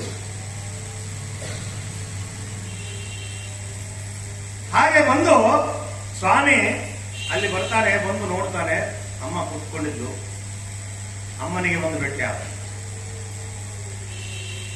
ಈತ ಯಾರೋ ಅಮ್ಮನಿಗೆ ಗೊತ್ತಿಲ್ಲ, ಸೀತಾಮಾತೆಗೆ ಈತ ಯಾರು ಗೊತ್ತಿಲ್ಲ. ಅಮ್ಮ ನಿನ್ನ ಪರಿಚಯ ನನಗಿದೆ, ನನ್ನ ಪರಿಚಯ ನಿನಗೆ ಇರ್ಲಿಕ್ಕಿಲ್ಲ, ಆದ್ರೆ ನಿನ್ನ ಪರಿಚಯ ನನಗಿದೆ. ನೀ ಸೀತಾಮಾತೆ ಅಲ್ಲಮ್ಮ ಅಂತ ಕೇಳಿದಾಗ ಹೌದು ಅಂತ ಹೇಳ್ತಾಳೆ. ಆಗ ಆ ಮುದ್ರಿಕೆಯನ್ನ ನೀಡಿದ. ಮುದ್ರಿಕೆಯನ್ನು ನೀಡಿದಾಗ ಮುದ್ರಿಕೆ ನೋಡಿದ ತಕ್ಷಣವೇ ಸೀತಾಮಾತೆಯ ಕಣ್ಣಲ್ಲಿ ನೀರುಗಳು ಸುತ್ತಾಯಿತು. ಆ ನಂತರದಲ್ಲಿ ಅವಳಿಗೆ ಗೊತ್ತಾಯಿತು ಸ್ವಾಮಿನೇ ಅಂತ ಹೇಳಿ. ಆಗ ನನ್ನ ಸ್ವಾಮಿನೇ ಕಳಿಸಿದ್ದಾನೆ ಅಂತ ಗೊತ್ತಾಯ್ತು. ಗೊತ್ತಾದಾಗ ಮುಂದೆ ಆ ಹನುಮಂತ ದೇವರು ಭೇಟಿಯಾಯಿತು. ಆ ತಾಯಿಯು ಕೂಡ ಮಣಿಯನ್ನು ನೀಡ್ತಾಳೆ. ಅದೆಲ್ಲವನ್ನು ತೆಗೆದುಕೊಂಡು ಹಸುವಾಗ್ಯದಮ್ಮ ಅಂತ ಹೇಳಲ್ಲ. ಅವಾಗ ನನಗೆ ಹಸುವಾಗ್ಯದ ಅಂತ ಕೇಳ್ತೇವೆ ಮನೆ. ಹಂಗೆ ತಾಯಿಗೆ ಹಸುವಾಗಿದೆ ಅಂತ ಕೇಳಿದಾಗ ಅವಾಗ ಅಂತಳ, ಈ ಕಾಡಲ್ಲಿ ನಾಡೇನು ಕಾಣ್ತದಪ್ಪ, ಇದೆಲ್ಲ ರಾವಣಂದದ. ಸ್ವತಃ ಯಮಧರ್ಮನೇ ಈ ಕಾಡಿನಲ್ಲಿ ಬರ್ಲಿಕ್ಕೆ ಸಾಧ್ಯವಿಲ್ಲ, ಅವನಿಗೂ ಕೂಡ ಇಲ್ಲಿ ಬರ್ಲಿಕ್ಕೆ ಪರ್ಮಿಷನ್ ಇಲ್ಲ. ನೀ ಬಂದಿರಿ, ಹಣ್ಣು ಕೀಳುವಡ, ಹಸುವಾಗ್ಯದಂತ ಅಂತೀರಿ, ಹಣ್ಣು ಕೀಳದೆ ಬಿದ್ದ ಹಣ್ಣುಗಳನ್ನು ತಿಂದು ಬಿಡು ಅಂತ ಹೇಳಿದ್ರು. ಅವಾಗ ಸ್ವಾಮಿ ಹೇಳ್ತಾನೆ, ಅಮ್ಮ ನಾವು ಬಿದ್ದ ಹಣ್ಣು ತಿನ್ನೋ ಜಾತಿ ಅಲ್ಲ ನಮ್ದು. ನಾವು ಏನಿದ್ರು ಮ್ಯಾಲ ಹತ್ತಿರ್ತೇವೆ. ನಾವು ಮೊದಲೇ ಕಪಿಗಳು, ನಾವು ಕಪಿಗಳು ಬಿದ್ದ ಹಣ್ಣು ತಿಂದ ಜಾತಿ ನಮ್ದಲ್ಲ, ನಾವು ಮ್ಯಾಲೆ ತಿಂತೀವಿ ಅಂತಂದ. ಸರಿ, ಕೈಗೆ ಎಟಕತಕ್ಕಂತ ತೆಗೆದುಕೊಂಡು ತಿನ್ನುವಂತ ಪರ್ಮಿಷನ್ ಕೊಟ್ಟರು ತಾಯಿ. ಆಗ ಕಾಡಿನೊಳಗಡೆ ಹೋಗಿರ್ತಕ್ಕಂತಹ ಸ್ವಾಮಿ ನೋಡಿ, ಇದೆಲ್ಲ ಅದ್ಭುತ ವಿಷಯಗಳನ್ನು ಹೇಳ್ತಾರೆ. ಆಕೆ ಆ ಕಡೆ ಆ ಗಿಡದ ಹತ್ರ ಕೂತ್ಕೊಳ್ಳೋಂತ ತಿಳ್ಕೊಳ್ರಿ. ಗಿಡದ ಹತ್ರ ಇದ್ದಾಳೆ ಅಮ್ಮ, ಈ ಕಡೆ ಎಲ್ಲ ಕಾಡುಗಳಿದೆ, ಇಲ್ಲಿ ಹರಿತಾ ಇದ್ದಾನ. ಆ ಒಂದು ಹಣ್ಣನ್ನು ತೆಗೆದುಕೊಳ್ತಾ ಇದ್ದ, ಅಮ್ಮ ಕಾಣ್ತಿದ್ಲು, ಆವಾಗ ಆಕೆ ತೋರಿಸ್ತಿದ್ದ, ಅಮ್ಮ ಅಂತ ಹೇಳ್ತಿದ್ದ, ಅವ ತಿಂತಿದ್ದ. ಯಾವಾಗ ಗಿಡಗಳು ಆಕೆ ಮರೆಯಾಗ್ತಾ ಇತ್ತು, ಆ ಗಿಡಗಳನ್ನು ಕಿತ್ತಿ ಕಿತ್ತಿ ಬಿಸಾಕ್ತಿದ್ದ. ಆಕೆ ಕಂಡಾಗ ಮಾತ್ರ ಹಣ್ಕೊಂಡು ತಿಂತಿದ್ದ, ಕಾಣ್ಲಾರ್ದ ಗಿಡ ಬಿಸಾಕ್ತಿದ್ದ. ಮತ್ತೆ ಆಕೆ ಕಂಡ್ಲಂದ್ರ ನಮಸ್ಕಾರ ಮಾಡ್ತಿದ್ದ, ಗಿಡ ತೋರಿಸ್ತಾ ತಿಂತಿದ್ದ. ಇದರ ಅರ್ಥ ಏನು? ತಾಯಿಯ ಪ್ರೀತಿ, ಆಕೆಯ ಮಮತೆ ಅದನ್ನ ತೋರಿಸಿಕೊಡ್ತಾರೆ. ನಾವು ಯಾವ ರೀತಿ ಇರಬೇಕು ಅನ್ನೋದನ್ನ ಭಗವಂತ ತೋರಿಸ್ತಾನೆ. ತಾಯಿಗೆ ಯಾವ ರೀತಿ ವಿಧೇಯರಾಗಿರ್ಬೇಕು ನಾವು. ಮಕ್ಕಳು ಹಸಿದಾಗ ಮಕ್ಕಳು ತಿಂದ್ರೆ ತಾಯಿ ಹೊಟ್ಟೆ ತುಂಬಿಡ್ತು, ಅದನ್ನ ತೋರಿಸಿದ್ರು. ಹಾಗೆ ತೋರಿಸಿ ಆವಾಗ ಭಟರೆಲ್ಲ ಬಂದು ಗೊತ್ತಾಗ್ಬಿಡ್ತು, ಭಟರೆಲ್ಲ ಬಂದು ಅವರನ್ನ ಹಿಡಿದುಕೊಳ್ತಾರೆ. ಬೇಕಂತಲೇ ಅವ್ರ ಜೊತೆ ಸೆರೆ ಸಿಕ್ಕೊಳ್ತಾರೆ. ಬಂದದ್ದೇ ಬೇರೆ ಕಾರ್ಯ. ಆ ಕಾರ್ಯದೊಳಗ ಎಲ್ಲ ನೋಡ್ಕೊಂಡು ಹೋಗ್ಬಿಡೋಣ ಒಂದು ಸಲ ಅಂದ್ರು. ವಿಸಿಟಿಂಗ್ ಕಾರ್ಡ್ ಇದ್ದಂಗೆ ರಾಮನ ವಿಸಿಟಿಂಗ್ ಕಾರ್ಡ್ ಹನುಮಪ್ಪ. ರಾಮನ ವಿಸಿಟಿಂಗ್ ಕಾರ್ಡ್ ನಮ್ಮ ಸ್ವಾಮಿ ಹಿಂಗಾದ ನೋಡ ತೋರ್ಸಕ್ ಬಂದಿದ್ರು. ಹೇಳ್ತಾರಲ್ಲ ವಾದಿರಾಜರು, ಹೇಳ್ತಾರಲ್ಲಿ ಬಳಿರೇ ಬಳಿರೇ ಹನುಮಂತ, ಎಷ್ಟು ಸಾಹಸವಂತ, ನೀನೇ ಬಳಿರೇ ಹನುಮಂತ ಅಂತ ಹೇಳ್ತಾರೆ. ಹಾಗೆ ಅವನನ್ನು ತೆಗೆದುಕೊಂಡು ರಾವಣನ ಮಹಾಸಭೆಗೆ ತರ್ತಾರೆ. ಮಹಾಸಭೆಗೆ ತಂದ್ರು. ಮಹಾಸಭೆ ತಂದಾಗ ಅವ ರಾವಣಂದ, ನನ್ನ ಸಾಮ್ರಾಜ್ಯ ಇದು ಯಾವ್ದು ಕೋತಿ ಅಂದ. ಯಾವ್ದು ಕೋತಿ ಬಂದಲ್ಲ ಅಂತಂದ.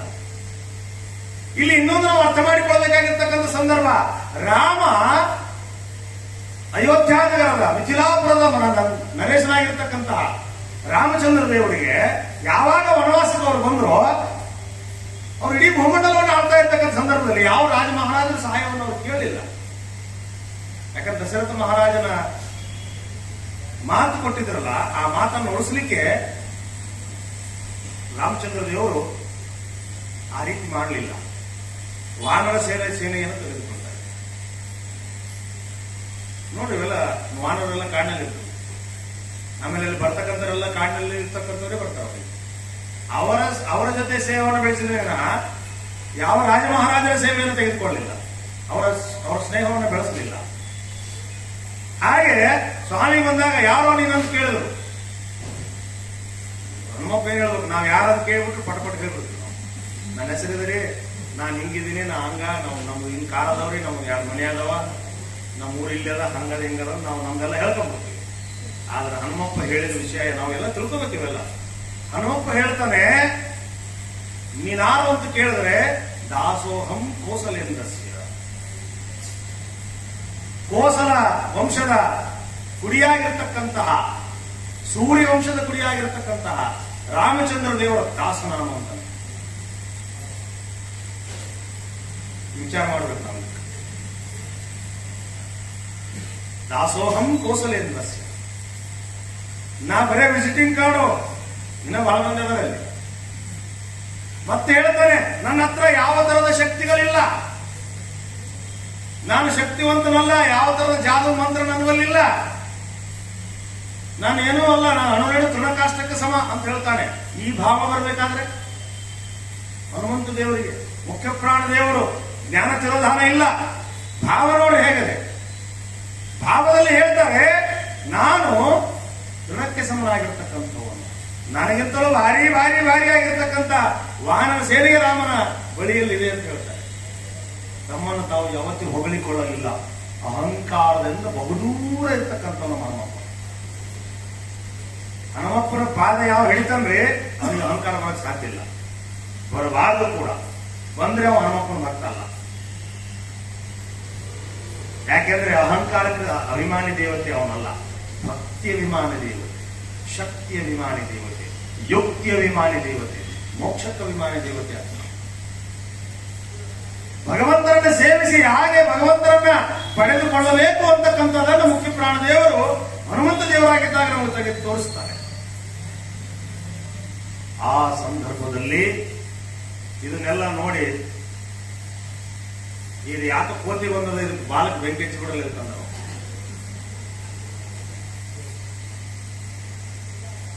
ತಂದರು ವಸನವ ತಂಡದಲ್ಲಿ 80 ಕೋಟಿ ಎಲೆ ಅಂತ ಹೇಳ್ತಾರೆ ವಾದಿರಾಜರು. ವಸನ ತಂದು, ವಸನ ಅಂದ್ರೆ ವಸ್ತ್ರಗಳನ್ನ ತಂದು ಬಾಲಕ್ಕೆ ಸುತ್ತಿ ಬಿಟ್ರೆ ಬಾಲ ಹಾಲು ಬೆಳೆಸ್ತಾ ನಿಂತುಬಿಟ್ಟು ನಮ್ಮ ಸ್ವಾಮಿ. ಇಡೀ ಸಾಮ್ರಾಜ್ಯದಲ್ಲಿ ಎಷ್ಟು ಬಟ್ಟೆಗಳಿದ್ದುವೋ ಅಷ್ಟು ಬಟ್ಟೆ ಸುತ್ತಿದ್ರು ಬಾಲ ಬೆಳೀತಾ ಇತ್ತು. ಅದ್ಭುತವಾದ ವರ್ಣನೆ ಮಾಡ್ತಾರೆ ಸುಂದರಕಾಂಡದಲ್ಲಿ. ವಾದಿರಾಜರು ಮಹಾ ಉಪಕಾರವನ್ನು ಮಾಡಿದ್ದಾರೆ ನಮ್ಮ ಮೇಲೆ. ಇಡೀ ಸುಂದರಕಾಂಡವನ್ನ ಕನ್ನಡದಲ್ಲಿ ನಮಗೆ ನೀಡಿದ್ದಾರೆ ಅವರು. ವರ್ಣನೆಯನ್ನು ಮಾಡಿ ನಾವು ಅದನ್ನು ಅಧ್ಯಯನ ಮಾಡಬೇಕು. ಬಹಳ ಸುಂದರವಾಗಿ ಬರೀತಾರೆ ವಾದಿರಾಜರು. ಆ ರೀತಿಯಲ್ಲಿ ಅವರು ಬಟ್ಟೆಗಳನ್ನು ತೆಗೆದುಕೊಂಡ್ರೆ ಮೈ ಮೇಲಿನ ಬಟ್ಟೆ ಸದ್ಯ ಕಡಿಮೆ ಇತ್ತು ಅಂತ ತೈಲದೊಳಗೆ ಅದನ್ನು ಎತ್ತಿ ಬೆಂಕಿ ಅದಕ್ಕೆ ಸ್ಪರ್ಶ ಮಾಡಿದಾಗ ಆಟಕ್ಕ ಅದನ್ನ ಅವ್ರಿಗೆ ಛೇಡಿಸ್ಲಿಕ್ಕೆ ಮಾಡಿದ್ರು. ಆದ್ರೆ ಅವ್ರಿಗೆ ಅದು ಗೊತ್ತಿರಲಿಲ್ಲ. ನೋಡ್ರಿ, ಇಲ್ಲಿ ಒಂದು ಲಾಜಿಕ್ ಇದೆ. ಸ್ವಾಮಿ ರಾಮಕಾರ್ಯ ಧರಂಧರ, ರಾಮನ ಕಾರ್ಯಕ್ಕಾಗಿ ಇಲ್ಲಿಗೆ ಬಂದಿದ್ದ. ರಾಮನ ಕಾರ್ಯಕ್ಕಾಗಿ ಬಂದಿರತಕ್ಕಂತ ಸ್ವಾಮಿ ಮುಂದೇನಾಯ್ತು, ಅಲ್ಲಿ ಒಂದು ವಿಸಿಟಿಂಗ್ ಕಾರ್ಡ್ ತರ ಕೆಲಸ ಮಾಡಿದ. ನಾನು ಯಾರು ಅನ್ನೋದನ್ನು ಹೇಳಿಕೊಟ್ಟ. ಮತ್ತೆ ನನ್ನಂತವ್ರು ಸಾವಿರಾರು ಮಂದಿ ರಾಮನ ಬಳಿ ಇದ್ದಾರೆ ಅನ್ನೋದನ್ನು ಹೇಳದ. ಎದುರಿರ್ತಕ್ಕಂಥ ಪಕ್ಷದ ರಾವಣನನ್ನ ಅವನ ಎದೆಯನ್ನು ಕುಂದಿಸಿದ. ಅವನಿಗೆ ಒಂಥರ ವಿಚಾರ ಮಾಡ್ಯಂಗ್ ಮಾಡಿದ. ಇಷ್ಟೆಲ್ಲ ಆರೋದು ವಿಚಾರ ಮಾಡ್ಬೇಕಾಗ್ತದೆ. ಇವನ ಹಿಂಗಾರ ಅಂದ್ರೆ ಅವ್ರ ಹಿಂಗಾರ ಹಿಂಗೆಲ್ಲ ಅವ್ರಿಗೆ ಅನ್ಸ್ಬೇಕು. ಹಂಗೆ ಎದುರಿನ ಪಕ್ಷದವರಿಗೆ ಮಾಡ್ತೀವಲ್ಲ ನಾವು. ಇವೆಲ್ಲ ಸ್ವಾಮಿ ನಾವು ಬಹಳ ಚಂದ ಕಲಿಸ್ಕೊಡ್ತಾರ. ಹಾಗೆ ತೋರಿಸಿದ. ಮತ್ತೆ ಇದು ಲಾಜಿಕ್ ಬಹಳ ಚಂದ ಅಂತ ಹೇಳದ್ನಲ್ಲ ನಿಮ್ಗ. ಏನ್ ಹೇಳ್ತಾನವ ಅಂತಂದ್ರೆ, ನೀವು ಹೋಗಿದ್ದೀವ ಕಾಡ ಒಂದೇ, ಅವನ ಕಾಡು ಕಿತ್ತಿಬಿಟ್ಟ. ಹಣ್ಣು ಅವನುವೆ ಹೊಟ್ಟೆ ತುಂಬಿಸ್ಕೊಂಡ್ಬಿಟ್ಟ. ಹಣ್ಣು ಅವನು ಹೊಟ್ಟೆ ತುಂಬಿಸ್ಕೊಂಡ್ಬಿಟ್ಟ. ಬಾಲ ತಂದು ಬೆಳೆಸ ಬಟ್ಟೆ ಅವ್ರದೇ, ಎಣ್ಣೆ ಅವ್ರದೇ, ಬೆಂಕಿ ಹಚ್ಚಿದವ್ರವ್ರೆ, ಸುಟ್ಟುಕೊಂಡವ್ರವ್ರೆ. ಇಲ್ಲಿ ಅರ್ಥ ಮಾಡ್ಕೋಬೇಕು ನಾವು. ಅಜ್ಞಾನದಿಂದ ನಾವು ಅಜ್ಞಾನಿಗಳಾದರೆ ಭಗವಂತ ಈ ರೀತಿ ಬುದ್ಧಿ ಕೊಟ್ಬಿಡ್ತಾನೆ. ಭಗವಂತ ಈ ರೀತಿ ಬುದ್ಧಿಯನ್ನು ಕೊಟ್ಬಿಡ್ತಾನೆ ನಾವು. ಆ ಸಂದರ್ಭದಲ್ಲಿ ಬುದ್ಧಿಮತ್ತ ಅವರಿಗೆ ಹಂಗೆ ಇತ್ತು. ಅಸುರಾವೇಶ ಆಗಿತ್ತು ಅವರಿಗೆ. ಆ ಅಸುರಾವೇಶದ ಯಾಕೆಂದ್ರೆ ಮೂಲವಾಗಿ ಜಯ ಅಂತಕ್ಕಂತಹ ದೇವತೆಯೇ ಅವರ ಒಳಗಡೆ ಇದ್ದರೂ ಕೂಡ ಭೂಮಿಯ ಸ್ಪರ್ಶದಿಂದ ಜ್ಞಾನ ತಿರೋಧಾನ ಆಗಿದ್ದರಿಂದ ವಾಯುದೇವರನ್ನು ಗುರುತಿಡ್ಲಿಕ್ಕೆ ಅವರಿಗೆ ಆಗಲಿಲ್ಲ. ವಾಯುದೇವರನ್ನು ಗುರುತಿಡ್ಲಿಕ್ಕೆ ಆಗಲಿಲ್ಲ. ಹಾಗಾಗಿ ಕಪಿ ಅಂತಾನೆ ತಿಳಿದುಕೊಂಡ್ರು. ಕಪಿ ಅಂತಾನೆ ತಿಳಿದುಕೊಂಡ್ರು. ಕಪಿ ಅಂತ ತಿಳಿದುಕೊಂಡು ಬಟ್ಟೆಯನ್ನು ಸುತ್ತಿ ಬೆಂಕಿ ಹಚ್ಚಿಬಿಟ್ರೆ ಲಂಕವನ್ನು ಸುತ್ತು ಬಂದುಬಿಟ್ಟ. ಶ್ರೀ ರಘುವರನಾಜ್ಞೆಯೋ ವಾರಿಧಿಯನೆ ಲಂಘಿಸಿ, ಶ್ರೀ ರಘುವರನಾಜ್ಞೆಯೋ ವಾರಿಧಿಯನೆ ಲಂಘಿಸಿ, ಸಾರಿ ಕುಶಲ ವೈದೇಹಿಗೆ ಅರುಗಿ, ಸಾರಿ ಕುಶಲ ವೈದೇಹಿಗೆ ಅರುಗಿ, ಕ್ರೂರ ರಾವಣನ ಪುರವನ್ನು ದಹಿಸಿದ ಸಂಜೀವರಾಯ, ಬರೆಯುವುದೋ ಸಂಜೀವರಾಯ. ಯಾವ ರೀತಿ ಹೇಳ್ತಾರೆ ದಾಸರು, ಶ್ಯಾಮ ಸುಂದರ ದಾಸರು ಮಾಡಿರ್ತಕ್ಕಂಥ. ಹಾಗೆ ನಾವು ಅರ್ಥ ಮಾಡಿಕೊಳ್ಬೇಕಾಗಿರ್ತಕ್ಕಂಥದ್ದು ಇದೇನಲ್ಲಿ ರಾವಣನ ಪುರವನ್ನೇ ದಹನೆ ಮಾಡಿ ಅಹಂಕಾರ ತತ್ವವನ್ನು ನಾನು ದಹಿಸುತ್ತೇನೆ ಅಂತಕ್ಕಂಥ ಮಾತನ್ನ ಮುಖ್ಯ ಪ್ರಾಣದೇವರು ನಮಗೆ ಇಲ್ಲಿ ನೀಡುತ್ತಾರೆ. ಹನುಮಂತ ದೇವರ ಮುಖ್ಯ. ಹೀಗೆ ಆಗ್ತಾ ಇರ್ತಕ್ಕಂಥ ಸಂದರ್ಭದಲ್ಲಿ ಆ ಒಂದು ನಗರವನ್ನ ಬಂದು ಮತ್ತೆ ರಾಮಚಂದ್ರ ದೇವರಿಗೆ ಸೀತಾಮಾತೆ ಕೊಟ್ಟಿರ್ತಕ್ಕಂತಹ ಕುರುಹನ್ನು ನೀಡುತ್ತಾರೆ. ಆಮೇಲೆ ರಾಮಚಂದ್ರ ದೇವರು ಬರ್ತಾರೆ. ಇನ್ನು ಯುದ್ಧ ಯಾಕಂದ್ರೆ ಎಲ್ಲೇ ಸೀತಾಮಾತೆ ಎಲ್ಲಿದ್ದಾಳೆ ಅನ್ನೋದು ಗೊತ್ತಾಯ್ತಲ್ಲ. ಹಾಗೆ ಅಲ್ಲಿ ಬಂದಾಗ ಸಮುದ್ರವನ್ನು ದಾಟಬೇಕು. ಹೇಗೆ ಸರ್ ಕೆಲವರು ಪ್ರಶ್ನೆ ಮಾಡ್ತಾರೆ, ರಾಮಚಂದ್ರ ದೇವರು ಭಗವಂತನ ಅವತಾರ ಅಂದ ಮೇಲೆ ಇಷ್ಟೆಲ್ಲ ಯಾಕೆ ಬೇಕಾಗಿತ್ತು? ಇಷ್ಟೆಲ್ಲ ಯಾಕೆ ಬೇಕಾಗಿತ್ತು? ಮನಸ್ಸು ಮಾಡಿ ಆಗ್ತಿತ್ತಲ್ಲ. ಭಗವಂತ ಬಂದದ್ದು ಮನುಷ್ಯರ ಉದ್ಧಾರಕ್ಕಾಗಿ, ಮನುಷ್ಯರ ಉದ್ಧಾರಕ್ಕಾಗಿ. ಮೊದಲು ದಶರಥನ ಮಗನಾಗಿರ್ತಕ್ಕಂಥ ರಾಮಚಂದ್ರ ದೇವರು ಬಂದಿದ್ದರು. ಯಾವಾಗ 14 ವರ್ಷ ವನವಾಸವನ್ನ ಮುಗಿಸಿಕೊಂಡು ರಾವಣನನ್ನ ವಧೆ ಮಾಡಿ ಸೀತಾಮಾತೆಯನ್ನ ಪುಷ್ಪಕ ವಿಮಾನದಲ್ಲಿ ಕುಳ್ಳರಿಸಿಕೊಂಡು ಯಾವಾಗ ಅಯೋಧ್ಯ ನಗರವನ್ನ ಮುಟ್ಟಿದರೋ ಆವಾಗ ಮರ್ಯಾದಾ ಪುರುಷೋತ್ತಮಾಗಿ ಮುಟ್ಟಿಬಿಟ್ಟಿದ್ರಂತೆ. ಆವಾಗ ಮರ್ಯಾದಾ ಪುರುಷೋತ್ತಮಾಗಿ ಏಕಪತ್ನಿ ವ್ರತಸ್ಥರಾಗಿರ್ತಕ್ಕಂಥ ಸ್ವಾಮಿ ರಾವಣ ಒಂದು ಸಲ ಬಂಡೋದಿ ಹತ್ರ ಕುಳಿತುಕೊಂಡು ವಿಚಾರ ಮಾಡುತ್ತಿರುವಾಗ ಎಲ್ಲಾ ವೇಷನ ಹಾಕಿಬಿಟ್ಟಿನಿ ಜಗತ್ತಿನೊಳಗೆ. ರಾಮನ ವೇಷ ಒಂದು ಹಾಕದಾಗಲ್ಲ ಕೈಲನ್ನ. ರಾಮನ ವೇಷ ಯಾಕೆ ಹಾಕದಾಗಲ್ಲ ಅಂತ ಮಂಡೋದರಿಗೆ ಕೇಳಿದ್ರ ರಾವಣ ಹೇಳ್ತಾನಂತ, ಪರಸ್ತ್ರೀಯನ್ನ ಕಣ್ಣೆತ್ತಿ ನೋಡ್ಲಕ್ಕೆ ಬರಂಗಿಲ್ಲ. ರಾಮನ ವೇಷ ಹಾಕಿದ್ರು. ಸೂರ್ಯೇಂದ್ರ ತೀರ್ಥರು ಹೇಳ್ತಾರೆ, ರಾ ಅಂದಾಗ ಬಾಯಿ ತೆಗಿಬೇಕು, ಮೋ ಅಂದಾಗ ಬಾಯಿ ಮುಚ್ಚಬೇಕು. ನಾವು ರಾ ಅಂದ್ರೆ ಬಾಯಿ ತೆಗಿತೀವಿ, ಮೋ ಅಂದ್ರೆ ಮುಚ್ತೀವಿ ನಾವು. ಹೌದಿಲ್ಲ? ರಾ ಅಂದಾಗ ನಮ್ಮ ಒಳಗಿರೋ ಅಜ್ಞಾನ ಹೊರಗೆ ಹೋಗ್ಬೇಕು. ಹೊರಗೋಗಿರ್ತಕ್ಕಂಥ ಜ್ಞಾನ ಸುಜ್ಞಾನವಾಗಿ ಒಳಗೆ ಬಂದಾಗ ಮೋ ಅಂದ್ಬಿಡ್ಬೇಕಂತ ಒಳಗೆ ಮುಚ್ಚಬೇಕು. ಅಜ್ಞಾನ ಹೊರಹಾಕಿ ಸುಜ್ಞಾನವನ್ನು ನೀಡತಕ್ಕಂಥದ್ದೇ ರಾಮನಾಮ. ಅಂತಹ ರಾಮನಾಮವನ್ನು ಅನವರತವಾಗಿ ಜಪ ಮಾಡ್ತಾ ಇದ್ರು ಮುಖ್ಯ ಪ್ರಾಣದೇವರು. ಅನವರತವಾಗಿ ಒಂದು ಕ್ಷಣ ಬಿಡದೆ ಇವತ್ತಿಗೂ ಕೂಡ ಕಿಂಪುರುಷ ಖಂಡದಲ್ಲಿ ಕುಳಿತುಕೊಂಡು ಇವತ್ತಿಗೂ ಕೂಡ ಸ್ವಾಮಿಯ ಜಪ ಮಾಡ್ತಾ ಇದ್ದಾರೆ ಅಂತ ಹೇಳ್ತಾರೆ. ಯಾಕೆಂದ್ರೆ ಚಿರಂಜೀವಿ, ಸ್ವಾಮಿಗೆ ಚಿರಂಜೀವಿ ಆಶೀರ್ವಾದ ಇದೆ ರಾಮಚಂದ್ರ ದೇವರಿಂದ. ಹಾಗೆ ರಾಮಚಂದ್ರ ದೇವರು ಬಂದ್ರು, ರಾಮ ಅಂತ ಹೆಸರು ಬರಿತಾ ಇದ್ರು, ಕಲ್ಲನ್ನು ಒಗಿತಿದ್ರು, ತೇಲ್ತಿದ್ರು. ಎಲ್ಲ ಗೊತ್ತು ನೀವು, ಸೇತು ರಾಮ ಸೇತು ಮರ. ಆ ರಾಮ ಸೇತು ಕಟ್ಟುವಾಗ ಮಂಡೋದರಿಗೆ ವಿಷಯ ಗೊತ್ತಾಗಿತ್ತು. ಮಂಡೋದರಿ ಸಮೇತನಾಗಿ ಬಂದು ರಾವಣ ಬೈಲಿಕ್ಕೆ ಪ್ರಾರಂಭ ಮಾಡ್ತಾವ. ನಾನು ಅಂತ ತೋರಿಸ್ಬೇಕಲ್ರಿ, ನಾನು ಅನ್ನೋದು ತೋರಿಸ್ಬೇಕಲ್ಲ. ನಾನು ಅನ್ನೋದು ಅಹಂಕಾರ ತತ್ವ, ನಾನು ಅನ್ನೋದು ಅಹಂಕಾರ ತತ್ವ. ಆ ಅಹಂಕಾರ ತತ್ವಕ್ಕೆ ಅಭಿಮಾನಿ ದೇವತೆ ರಾವಣ. ಕಾರಣೇನು? ಹಾಗೆ ಅವನು ಹೇಳಿದಾಗ ಕಲ್ಲು ಒಂದು ಒಗಿತಾನೆ, ನಾನು ಮರ್ಯಾದೆ ಹೋಗ್ತಾನೆ ಗೊತ್ತಿತ್ತು ಅವನಿಗೆ.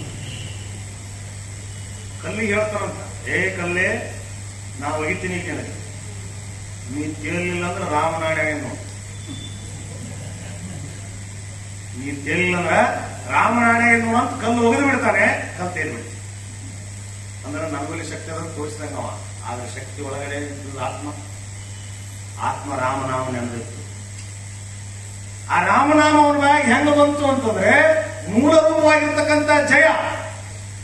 ಆ ಜಯ ಅವನಲ್ಲಿ ಇರುವಾಗ ಆ ಕಲ್ಲು ಒಗೆಯುವಾಗ ರಾಮನ ನಾಮ ಅವನ ಬಾಯಲ್ಲಿ ಬಂತು. ಆ ರಾಮನಾಮದ ಶಕ್ತಿ ಕಲ್ಲು ತೇಲಂಗ ಮಾಡಿತು. ಭಗವಂತ ಅವನ ನಾಮ ನಾವು ನೆನೆಸಿದ್ರೆ ನಮ್ಮ ಜೀವನವೆಲ್ಲ ತೇಲ್ಸಿ ದಂಡಿಗೆ ಸೇರಿಸ್ಬಿಡ್ತಾನೆ ಪರಮಾತ್ಮ. ಹಂಗ ನಾವು ಜಪ ಮಾಡಬೇಕು ಅಂತ ಹೇಳ್ತಾರೆ. ಆ ರೀತಿಯಲ್ಲಿ ಕಲ್ಲು ಮೇಲೆ ಬರೆದು ರಾಮ ರಾಮ ಬರೆದು ಒಗಿತಿದ್ದ ಹನುಮಪ್ಪ. ರಾಮನು ಕೂಡ ಒಂದು ಕಲ್ಲು ಒಗೆದ, ಆ ಕಲ್ಲು ಮುಳುಗಿ ಬಿಡಿತು. ರಾಮ ಕಲ್ಲು ಒಗೆದ, ಕಲ್ಲು ಮುಳುಗಿದಾಗ ಹನುಮಪ್ಪ ಬಗಲಾಗಿ ಹಿಂದೆ ನಿಂತಿದ್ದವ. ನೋಡಿದ ನೀ ಅಂದ, ನೋಡಿದ ಸ್ವಾಮಿ ಅಂದ. ಅಲ್ಲೋ ನೀ ಹೋಗದ್ರ ತೇಲ್ತದ, ನಾವು ಹೋಗದ್ರ ಮುಳುಗ್ತದಲ್ಲ ಅಂದರು. ರಾಮಚಂದ್ರ ದೇವರಂದಾಗ ಹನುಮಪ್ಪ ಹೇಳ್ತಾನೆ, ಸ್ವಾಮಿ ನಿನ್ನ ನಾಮವನ್ನು ತೆಗೆದುಕೊಂಡು ಬದುಕುವ ಜೀವಿಗಳು ನಾವು. ಸ್ವಾಮಿಯಾಗಿರ್ತಕ್ಕಂಥ ನೀನೇ ನಮಗೆ ಕೈ ಬಿಟ್ಟು ಒಗೆದು ಬಿಟ್ರ ಜಗತ್ತಿನ ನಮ್ಮನ್ನು ಕಾಪಾಡೋದು ಯಾರು? ಅದಕ್ಕೆ ರಾಮನಾಮ ಅಂತಕ್ಕಂಥದ್ದು ಸಕ್ಕರೆ ಇದ್ದಂಗಿದೆ. ಇದನ್ನು ಜಪ ಮಾಡಲೇಬೇಕು. ಬಹಳ ಅದ್ಭುತವಾಗಿ ಇದನ್ನು ಹೇಳ್ತಾರೆ ಹನುಮಂತ ದೇವರ ಜೀವನ ಚರಿತ್ರೆಯಲ್ಲಿ. ರಾಮನ ಮೇಲಿರ್ತಕ್ಕಂಥ ಅವರ ಭಕ್ತಿಯನ್ನ, ಅಷ್ಟು ಅಚಲವಾದ ಭಕ್ತಿಯನ್ನ ನಾವು ಮಾಡ್ಲಿಕ್ಕೆ ಸಾಧ್ಯ ಇಲ್ಲ. ಕೊನೆಯ ಪಕ್ಷ ಅವರು ಮಾಡಿರ್ತಕ್ಕಂಥ ಭಕ್ತಿಯ ವಿಚಾರಗಳನ್ನಾದ್ರೂ ನಮ್ಮ ಕಿವಿಗಳಿಗೆ ನಾವು ಹಾಕಿಕೊಂಡಾಗ ನಮ್ಮ ಮನಸ್ಸು ಮೃದುವಾಗುತ್ತೆ. ಮತ್ತು ಹನುಮಂತ ದೇವರು ನಮ್ಮ ಒಳಗಡೆ ಇದ್ದಾರೆ. ನಮ್ಮ ಅಂತರ್ಯಾಮಿಯಾಗಿರ್ತಕ್ಕಂತಹ ಗುರುಗಳು ನಮ್ಮ ಅಂತರ್ಯಾಮಿ ಆಗಿರ್ತಕ್ಕಂಥ ಗುರುಗಳಲ್ಲಿ ಭಾರತೀಯ ಮುಖ್ಯ ಪ್ರಾಣದೇವರ ಅಂತರ್ಯಾಮಿ ಆಗಿರ್ತಕ್ಕಂಥ ಭಗವಂತ ಪ್ರೀತನಾಗ್ತಾರೆ. ಈ ಒಂದು ಅನುಸಂಧಾನದಿಂದ ನಾವು ನಮ್ಮ ಜೀವನವನ್ನು ನಡೆಸಿದ್ದೇ ಆದರೆ ನಮ್ಮ ಜೀವನ ಸಫಲ ಆಗಕ್ಕೆ ಸಾಧ್ಯವಿದೆ. ಧರ್ಮ ಮಾರ್ಗಕ್ಕೆ ಪ್ರೇರೆಯಂತೂ ಭವಂತು ಸರ್ವ ಏವಗಿ. ನಾವು ಧರ್ಮ ಮಾರ್ಗದಲ್ಲಿ ನಾವು ನಡೀಬೇಕಾಗ ಆ ಪ್ರೇರಣೆಯನ್ನು ಭಗವಂತ ಕೊಡಬೇಕು. ರಾಮ ಸೇತುವನ್ನು ದಾಟಿ ಬಂದಾಗ ಇನ್ನು ಯುದ್ಧ ಸ್ಟಾರ್ಟ್ ಆಗಬೇಕು. ಯುದ್ಧ ಪ್ರಾರಂಭವಾಗುವ ಸಂದರ್ಭದಲ್ಲಿ ಒಂದು ಪೂಜೆ ಮಾಡ್ಬೇಕು ಅನಿಸ್ತವ. ಮತ್ತೆ ಬರುವಾಗ ಆ ಸೇತು ಕಟ್ಟಾಗನು ಸೇತು ಬಂದ ರಾಮೇಶ್ವರದಲ್ಲಿ ಲಿಂಗವನ್ನು ಸ್ಥಾಪನೆ ಮಾಡಿ ಅಲ್ಲಿ ಪೂಜೆಯನ್ನು ಕೈಕೊಂಡು ಬಂದಾಗಲೂ ಕೂಡ ಇಲ್ಲಿ ಪೂಜೆ ಕೈಕೊಳ್ತಾರೆ. ಇವೆಲ್ಲ ಅರ್ಥ ಮಾಡ್ಕೋಬೇಕು ನಾವು. ಯಾಕೆ ನಮ್ಮ ಮನೆಗಳಲ್ಲಿ ನಾವು ಪ್ರಾರಂಭದಲ್ಲಿ ಮತ್ತು ಅಂತ್ಯಕಾಲದಲ್ಲಿ ಭಗವಂತನನ್ನು ಸೇವನೆ ಮಾಡ್ತೇವೆ, ಪೂಜೆ ಮಾಡ್ತೇವೆ ಅನ್ನೋದಕ್ಕೆ ಇವೆಲ್ಲ ನಮಗೆ ತೋರಿಸಿಕೊಡ್ತಾರೆ ಸ್ವಾಮಿ. ಮರ್ಯಾದಾ ಪುರುಷೋತ್ತಮ ಅಲ್ವಾ? ಹೇಗೆ ಮರ್ಯಾದೆಯಿಂದ ಬದುಕಬೇಕು, ಹೇಗೆ ಏಕಪತ್ನಿ ವ್ರತಸ್ಥನಾಗಿ ಇರಬೇಕು ಜಗತ್ತಿನಲ್ಲಿ, ಕಲಿಯುಗದಲ್ಲಿ ಹೇಗೆ ಬದುಕಬೇಕು ಅನ್ನುವುದನ್ನು ತ್ರೇತಾಯುಗದಲ್ಲಿ ನಮಗೆ ಭಗವಂತ ತೋರಿಸಿಕೊಟ್ಟಿದ್ದಾರೆ. ಒಂದು ಯಜ್ಞ ಮಾಡಬೇಕು ಅನ್ಕೊಂಡ್ರು ಅವರು ಮೊದಲೇ ಕ್ಷತ್ರಿಯರು ಯಜ್ಞ ಮಾಡಲಿಕ್ಕೆ ಬ್ರಾಹ್ಮಣರು ಬೇಕು. ಆಗಿಂದಾಗೆ ಬ್ರಾಹ್ಮಣರಲ್ಲಿ ಸಿಗ್ತಾರೆ. ಅವಾಗ ಒಂದು ವೀಳ್ಯವನ್ನು ಬರಲು ಆಗಿನ ಕಾಲದಲ್ಲಿ ಅಲ್ಲಿ ಆ ಸಂದರ್ಭದೊಳಗ ಅಲ್ಲಿರ್ತಕ್ಕಂತಹ ರೀತಿಯಲ್ಲಿ ಬ್ರಾಹ್ಮಣ ಅಂತಂದ್ರೆ ರಾವಣೊಬ್ಬನೇ. ಅದ್ಭುತವಾಗಿರ್ತಕ್ಕಂಥ ಬ್ರಾಹ್ಮಣೋತ್ತಮ ರಾವಣನಿಗೆ ವೀಳ್ಯ ಬರೀತಾರೆ ರಾಮಚಂದ್ರ ದೇವರು. ರಾಮನಿಗೆ ವೀಳ್ಯವನ್ನು ಬರೀತಾರೆ. ವೀಳ್ಯವನ್ನು ತಂದು ಒಬ್ಬನ ಕೈಲಿ ಕೊಟ್ಟು ಕಳಿಸಿದಾಗ ರಾವಣನಿಗೆ ತಂದು ಕೊಡ್ತಾರೆ. ನಾವಿಲ್ಲಿ ಅರ್ಥ ಮಾಡಿಕೊಳ್ಬೇಕು. ರಾವಣ ಹೇಳ್ತಾನೆ, ರಾಮ ನನಗೆ ವೀಳ್ಯ ಕಳಿಸಿದ್ದಾನಂತಂದ್ರೆ ನಾನು ಬ್ರಾಹ್ಮಣ ಅನ್ನೋದು ಅವನಿಗೆ ಗೊತ್ತಾಗಿದೆ. ನನ್ನ ಬ್ರಾಹ್ಮಣ್ಯಕ್ಕೆ ಅವನು ಕೊಟ್ಟಿರ್ತಕ್ಕಂಥ ಮರ್ಯಾದೆ, ಅದಕ್ಕೆ ಮರ್ಯಾದೆ ಪುರುಷೋತ್ತಮ. ಬ್ರಾಹ್ಮಣ್ಯಕ್ಕೆ ಕೊಟ್ಟಿರ್ತಕ್ಕಂಥ ಮರ್ಯಾದೆಯನ್ನ ನಾನು ಸ್ವೀಕಾರ ಮಾಡ್ತೇನೆ. ನಮ್ಮಲ್ಲಿ ಒಂದು ಶಾಸ್ತ್ರ ಇದೆ, ನಾನು ಅಷ್ಟು ದೊಡ್ಡವನಲ್ಲ ಆದ್ರೂ ಕೂಡ ಹೇಳಿಬಿಡ್ತೇನೆ. ಏನು ಶಾಸ್ತ್ರ ಅಂತಂದ್ರೆ, ಯಜಮಾನನ ಹತ್ರ ಯಾವುದೇ ಸಕಲ ಸಾಮಾನುಗಳು ಇರಲಿಲ್ಲ ಅಂತಂದ್ರೆ ಆ ಬ್ರಾಹ್ಮಣನೇ ತೆಗೆದುಕೊಂಡು ಹೋಗಬೇಕು ಅಂತಿದೆ. ಅವರು ಕಾಡಿನಲ್ಲಿದ್ದಾರೆ, ನಾಡಿನೊಳಗಿಲ್ಲ. ನಾವು ಇವತ್ತು ಅದನ್ನೇ ಮಾಡ್ತಾ ಇದ್ದೀವಿ. ಏನ್ ಮಾಡಾಕತ್ತೀವಿ? ನಮ್ಮ ಮನೆಯೊಳಗೆ ಪೂಜೆ ಆದ್ರೆ ಆಚಾರ್ಯ ಎಲ್ಲ ನೀವೇ ತರಬೇಕು, ಒಮ್ಮೆ ದಕ್ಷಿಣ ಕೊಡೋರು ನಾವು. ಎಲ್ಲ ನೀವೇ ತರಬೇಕು, ಎಲ್ಲ ನಿಮ್ಮದೇ. ಆ ಯಜ್ಞ ಕಾರ್ಯ ಮಾಡ್ಲಿಕ್ಕೆ ಏನೇನು ಸಾಮಾನುಗಳು ಬೇಕು ಅವೆಲ್ಲ ಸಾಮಾನುಗಳನ್ನು ನೀವೇ ತರಬೇಕು. ನಾವು ಒಮ್ಮನೆ ಲೆಕ್ಕ ಹೇಳ್ಬಿಡ್ರೆ ನಮ್ಗೆ, ಆಮೇಲೆ ನಾವು ದುಡ್ಡು ಕೊಟ್ಬಿಡ್ತೀವಿ, ನಮ್ ಕೈ ತಕೊಂಡ್ಬಿಡ್ತೀವಿ ನಾವು. ಇದನ್ನ ಯಾವಾಗ ಮಾಡಬೇಕು ಅಂತಂದ್ರೆ ಆ ವ್ಯಕ್ತಿಗೆ ಆ ಸಾಮಾನುಗಳು ದೊರಕದಿದ್ದಾಗ ಅಂತ ಹೇಳಿದೆ. ರಾಮಚಂದ್ರ ದೇವರು ಕಾಡಿನಲ್ಲಿರೋದ್ರಿಂದ ಆ ಪರಿಕರಗಳಲ್ಲಿ ಸಿಗದೆ ದೊರೆಯದೇ ಇರುವುದರಿಂದ ಅದರ ಪೂರ ಜವಾಬ್ದಾರಿ ಆಚಾರ್ಯನದಾಗಿರುತ್ತದೆ. ಆಚಾರ್ಯ ಯಾರಿಲ್ಲಿ? ರಾವಣ. ನೋಡ್ರಿ, ಅವನ್ನೇ ಕೊಲೆ ಮಾಡಕ್ ಹೊರಗತ್ತಾರ ಅವರು. ಅವನಿಗೆ ವೀಳ್ಯ ಕಳಿಸ್ಯಾನ, ಅವನೇ ಆಚಾರಿ, ಅವನೇ ಯಜ್ಞ ಮಾಡಬೇಕು. ಆಶೀರ್ವಾದ ಏನ್ ಮಾಡಬೇಕು? ವಿಜಯೀ ಭವ. ಯೋಚನೆ ಮಾಡಬೇಕು. ಆಶೀರ್ವಾದ ವಿಜಯೀ ಭವ. ತನ್ನ ಸಾವಿ ತಾನೇ ಸಹಿ ಮಾಡಿ ಬರ್ಬೇಕಂತ ಲೆಕ್ಕಿದ್ರು. ಹಾಗೆ ಸ್ವಾಮಿ ಒಪ್ಪಿಕೊಂಡ್ರು. ಯಾರು ಆಚಾರ್ಯರು ಒಪ್ಪಿಕೊಂಡು ಬರ್ತಾರೆ, ಎಲ್ಲಾ ಪರಿಕರಗಳನ್ನು ತೆಗೆದುಕೊಂಡು ಬರ್ತಾರೆ. ಸ್ವಾಮಿ ಯಜಮಾನ ಹತ್ರ ಏನೂ ಇಲ್ಲ, ಇನ್ನೊಂದಿದ್ದಿಲ್ಲ. ಯಜ್ಞ ಕೊಡ್ಬೇಕಾದ್ರೆ ಪುಣ್ಯಾವಚನ ಆಗ್ಬೇಕು. ಪುಣ್ಯಾವಚನಕ್ಕೆ ಪತ್ನಿ ಬೇಕು. ಪತ್ನಿ ಎಲ್ಲಿದ್ದಾಳ? ಅಶೋಕವನದಲ್ಲಿದ್ದಾಳ. ಅಶೋಕವನ ಯಾರ ಕೈಯಾಗಿದೆ? ರಾವಣನ ಕೈಯಾಗಿದೆ. ಪೂಜೆ ಮಾಡ್ಲಕ್ ಬಂದವ ರಾವಣನೇ. ಶಾಸ್ತ್ರ ಏನ್ ಹೇಳ್ತದ? ಗಂಡ ಹೆಂಡತಿ ಕೊಡ್ಬೇಕಂತ ಹೇಳ್ತದ. ಇನ್ನೊಂದು ಶಾಸ್ತ್ರ ಏನ್ ಹೇಳ್ತದ? ಅವ್ರಲ್ಲಿ ಏನೇನು ವಸ್ತುಗಳಿಲ್ಲ, ನಿಮ್ಮಲ್ಲಿತ್ತು ಅಂದ್ರೆ ಕೊಡ್ಬೇಕಂತಿದೆ. ಹೌದಲ್ರಿ? ಹಾಗಾಗಿ ತನ್ನ ರಥವನ್ನ ಕೊಟ್ಟು ಕಳಿಸ್ತಾನೆ. ರಥದಲ್ಲಿ ಸೀತಾಮಾತೆ ಕುಳಿತುಕೊಂಡು ಬರ್ತಾಳೆ. ರಾಮನ ಮತ್ತೆ ಬಗಲಲ್ಲಿ ಬಂದು ಕುಳಿತುಕೊಳ್ತಾಳೆ. ನಮ್ಮಂತರಾಗಿದ್ರೆ ಅಪಹರಣ ಮಾಡಿಕೊಂಡು ಬಂದಿದೆ ಮಗನೇ, ನನ್ನ ಹೆಂಡತಿ ಬಂದಳ, ನಾನು ಕರ್ಕೊಂಡು ಹೋಗ್ತೇನೆ ಅಂದ್ರು. ಸ್ವಾಮಿ ಹಾಗೆ ಮಾಡಲಿಲ್ಲ. ಧರ್ಮ ಅಂದಿದ್ದಕ್ಕೆ ಕರೆಯೋದು. ಆ ಧರ್ಮವನ್ನ ಸ್ವಾಮಿ ಪರಿಪಾಲನೆ ಮಾಡಿ ತೋರಿಸ್ತಾ ಇದ್ದಾನೆ ನಮಗೆ. ಆಕೆಯನ್ನ ಬಗಲಲ್ಲಿ ಕುಳಿಸಿಕೊಂಡು ಪುಣ್ಯಾವಚನೆ ಎಲ್ಲ ಕೂಡಲೇ ಮತ್ತೆ ಆಕೆ ಹೋಗ್ಬಿಟ್ರು. ದಕ್ಷಿಣ ಕೊಡ್ಲಿಕ್ಕೆ ನನ್ನ ಹತ್ರ ಏನೂ ಇಲ್ಲ, ನಾನು ಕಾಡಲ್ಲಿ ವಾಸವಾಗಿದ್ದೇನೆ. ಆಗ ದಕ್ಷಿಣ ನನಗೆ ಬಂದಾಗಿದೆ ಅಂತ ರಾಮ ವಿಜಯೀ ಭವ ಅಂತ ಆಶೀರ್ವಾದ ಮಾಡ್ತಾನೆ. ಇವೆಲ್ಲ ಅರ್ಥ ಮಾಡಿಕೊಳ್ಬೇಕು. ಸಣ್ಣ ಸಣ್ಣ ಪುಟ್ಟ ಜಗಳಗಳಿಗೆ ಮನೆಗಳಲ್ಲಿ ನಾವು ಆಗ ನನ್ನ ಜಾಗ ಈ ಕಡೆ ಬಂದು ನಿನ್ ಜಾಗ ಆ ಕಡೆ ಹೋಯ್ತು ಅಂತೇಳಿ ನಾವು ಹೊಡೆದಾಡ್ತೀವಿ. ಇದು ಸ್ವಾಮಿ ಎಂತ ಅದ್ಭುತವಾಗಿ ನಮಗೆ ತೋರಿಸಿದ್ದಾರೆ. ಎಷ್ಟೋ ಮನೆಗಳು ಇವತ್ತು ಬರಬಾದಾಗಿವೆ. ಅಣ್ಣ ತಮ್ಮಂದಿರು ಬೇರೆ ಬೇರೆ ಆಗಲಿಕ್ಕೆ ಮೂಲ ಕಾರಣವಾಗಿರ್ತಕ್ಕಂಥ ಈ ಜಗತ್ತಿನಲ್ಲಿ ರಾಮಾಯಣ ಬಹಳ ಅದ್ಭುತವಾದ ಕಥೆ. ಅದನ್ನ ಎಲ್ಲ ಮಕ್ಕಳು ಓದಬೇಕು. ಅಣ್ಣ ತಮ್ಮರು ಹೇಗಿರಬೇಕು ಅನ್ನೋದನ್ನ ಅದ್ಭುತವಾಗಿ ತೋರಿಸಿಕೊಟ್ಟಿದ್ದಾನೆ ಪರಮಾತ್ಮ. ಅದು ನಡೆದು ತೋರಿಸಿದ್ದಾನೆ. ಮತ್ತೆ ಹಾಗೆ ಹೀಗಲ್ಲ, ಹೇಗೆ ಬದುಕಬೇಕು ಅನ್ನೋದನ್ನು ನಡೆದು ತೋರಿಸಿದ್ದಾನೆ. ಜನನಿ ಜನ್ಮಭೂಮಿಶ್ಚ ಸ್ವರ್ಗಾದಪಿ ಗರೀಯಸಿ. ಹುಟ್ಟಿರ್ತಕ್ಕಂಥ ಮನೆ, ಹುಟ್ಟಿದ ಭೂಮಿ, ಹುಟ್ಟಿದ ಮಣ್ಣು ಅದೆಷ್ಟು ಮಹತ್ವದಾಗಿರ್ತಕ್ಕಂಥದ್ದು ಅಂತ ಅಯೋಧ್ಯದ ಮಣ್ಣು ತೆಗೆದುಕೊಂಡು ಚಿತ್ರಕೂಟ ಪರ್ವತದಲ್ಲಿ ಕುಟೀರ ಮಾಡಿಕೊಂಡಿರುವಾಗ ಆ ಒಂದು ಭೂಮಿಯ ಮಣ್ಣನ್ನು ಪೂಜೆ ಮಾಡ್ತಾ ಇದ್ದ ಸ್ವಾಮಿಯೇ ಈ ಭೂಮಿಯನ್ನು ಪೂಜೆ ಮಾಡ್ತಿದ್ದ ಅಂದ್ರೆ ಯೋಚನೆ ಮಾಡಬೇಕು. ನಾವು ಎಷ್ಟು ಮಹತ್ವವನ್ನು ಭೂಮಿಗೆ ಕೊಡಬೇಕು, ಭೂಮಿ ತಾಯಿ ಕೊಡಬೇಕು. ಈ ರೀತಿಯಾಗಿ ರಾವಣನ ವಧೆಯಾಗುತ್ತೆ. ರಾವಣ ಮತ್ತು ಕುಂಭಕರ್ಣ ಜಯ ವಿಜಯರು ವಧೆಯಾಯಿತು. ಪುಷ್ಪಕರ್ಮದಲ್ಲಿ ವಾಪಸ್ ಬರ್ತಾರೆ. ಸಿಂಹಾಸನದ ಮೇಲೆ ಸ್ವಾಮಿ ಕುಳಿತುಕೊಂಡಿದ್ದಾನೆ, ಪಟ್ಟಾಭಿಷಿಕ್ತನಾಗಿದ್ದಾನೆ. ಎಲ್ಲ ಜನಗಳು ಅವರಿಗೆ ಯಾರ್ಯಾರು ಸಹಾಯ ಮಾಡಿದ್ರು ಕಾಡಿನ ಮಧ್ಯದಲ್ಲಿ 14 ವರ್ಷ ವನವಾಸದಲ್ಲಿದ್ದಾಗ ಎಲ್ಲರಿಗೂ ಎಲ್ಲ ಪಾರಿಶೋಧಗಳನ್ನು ಕೊಟ್ಟ. ಹನುಮಪ್ಪ ಹೆಂಗ ಕೂತಿದ್ದ.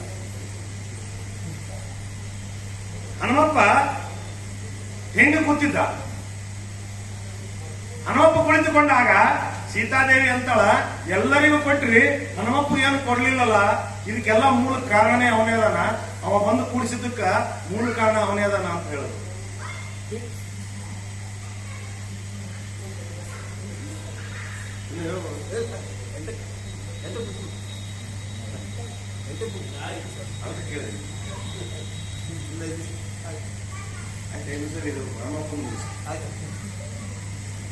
ಹಾಗೆ ಹನುಮಂತ ದೇವರು ಕುಳಿತುಕೊಂಡಿದ್ರು. ಸೀತಾಮಾತೆ ನೋಡ್ತಾ ಇದ್ಲು. ರಾಮಚಂದ್ರ ದೇವರೇ ನೋಡ್ಬೇಕ್ರಿ, ನನ್ನಲ್ಲಿ ಒಂದು ರೂಲ್ಸ್ ಅದ. ಏನು ರೂಲ್ಸ್ ಅಂದ್ರ, ನನಗೆ ಯಾರು ಕೇಳ್ತಾರ ಅವ್ರಿಗೆ ನಾ ಕೊಡ್ತೀನಿ. ನನಗೆ ಯಾರು ಕೇಳ್ತಾರ ಅವ್ರಿಗೆ ನಾ ಕೊಡ್ತೀನಿ. ಭಕ್ತರ ಪರಾಧೀನ ನಾನು, ಭಕ್ತರ ಅಧೀನದಲ್ಲಿ ಇದ್ದೀನಿ ನಾನು. ಭಕ್ತರು ಕೇಳಿದ್ದನ್ನು ಕೊಟ್ಬಿಡ್ತೀನಿ ನಾನು. ನನಗೆ ಅವ ಭಕ್ತ, ಅವ ನನಗೆ ಕೇಳಿಲ್ಲ, ನಾ ಅವನಿಗೆ ಕೊಟ್ಟಿಲ್ಲ. ನನಗೆ ಅಪೇಕ್ಷದ ನೀವು ಕೊಡಬೇಕು ಅಂತ ನೀ ಕೊಡು,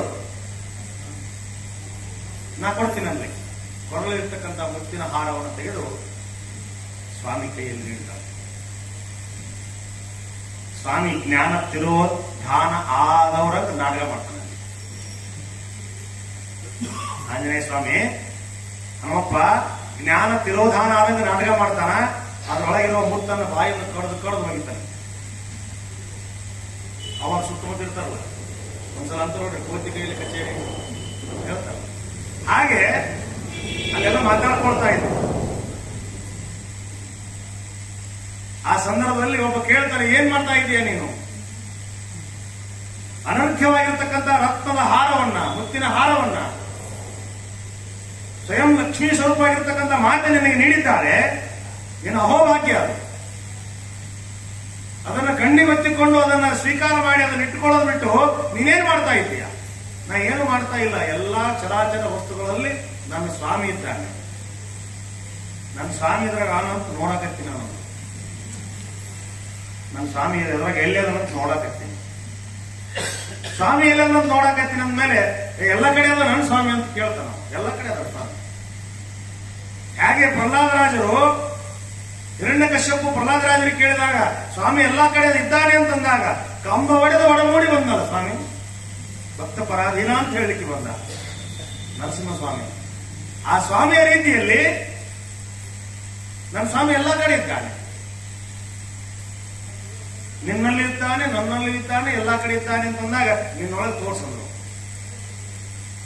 ನನ್ನೊಳಗೆ ತೋರಿಸ್ತೀನಿ ಅಂದಾಗ ಎದೆಯನ್ನ ಬಗೆದು ತೋರಿಸ್ತಾರೆ.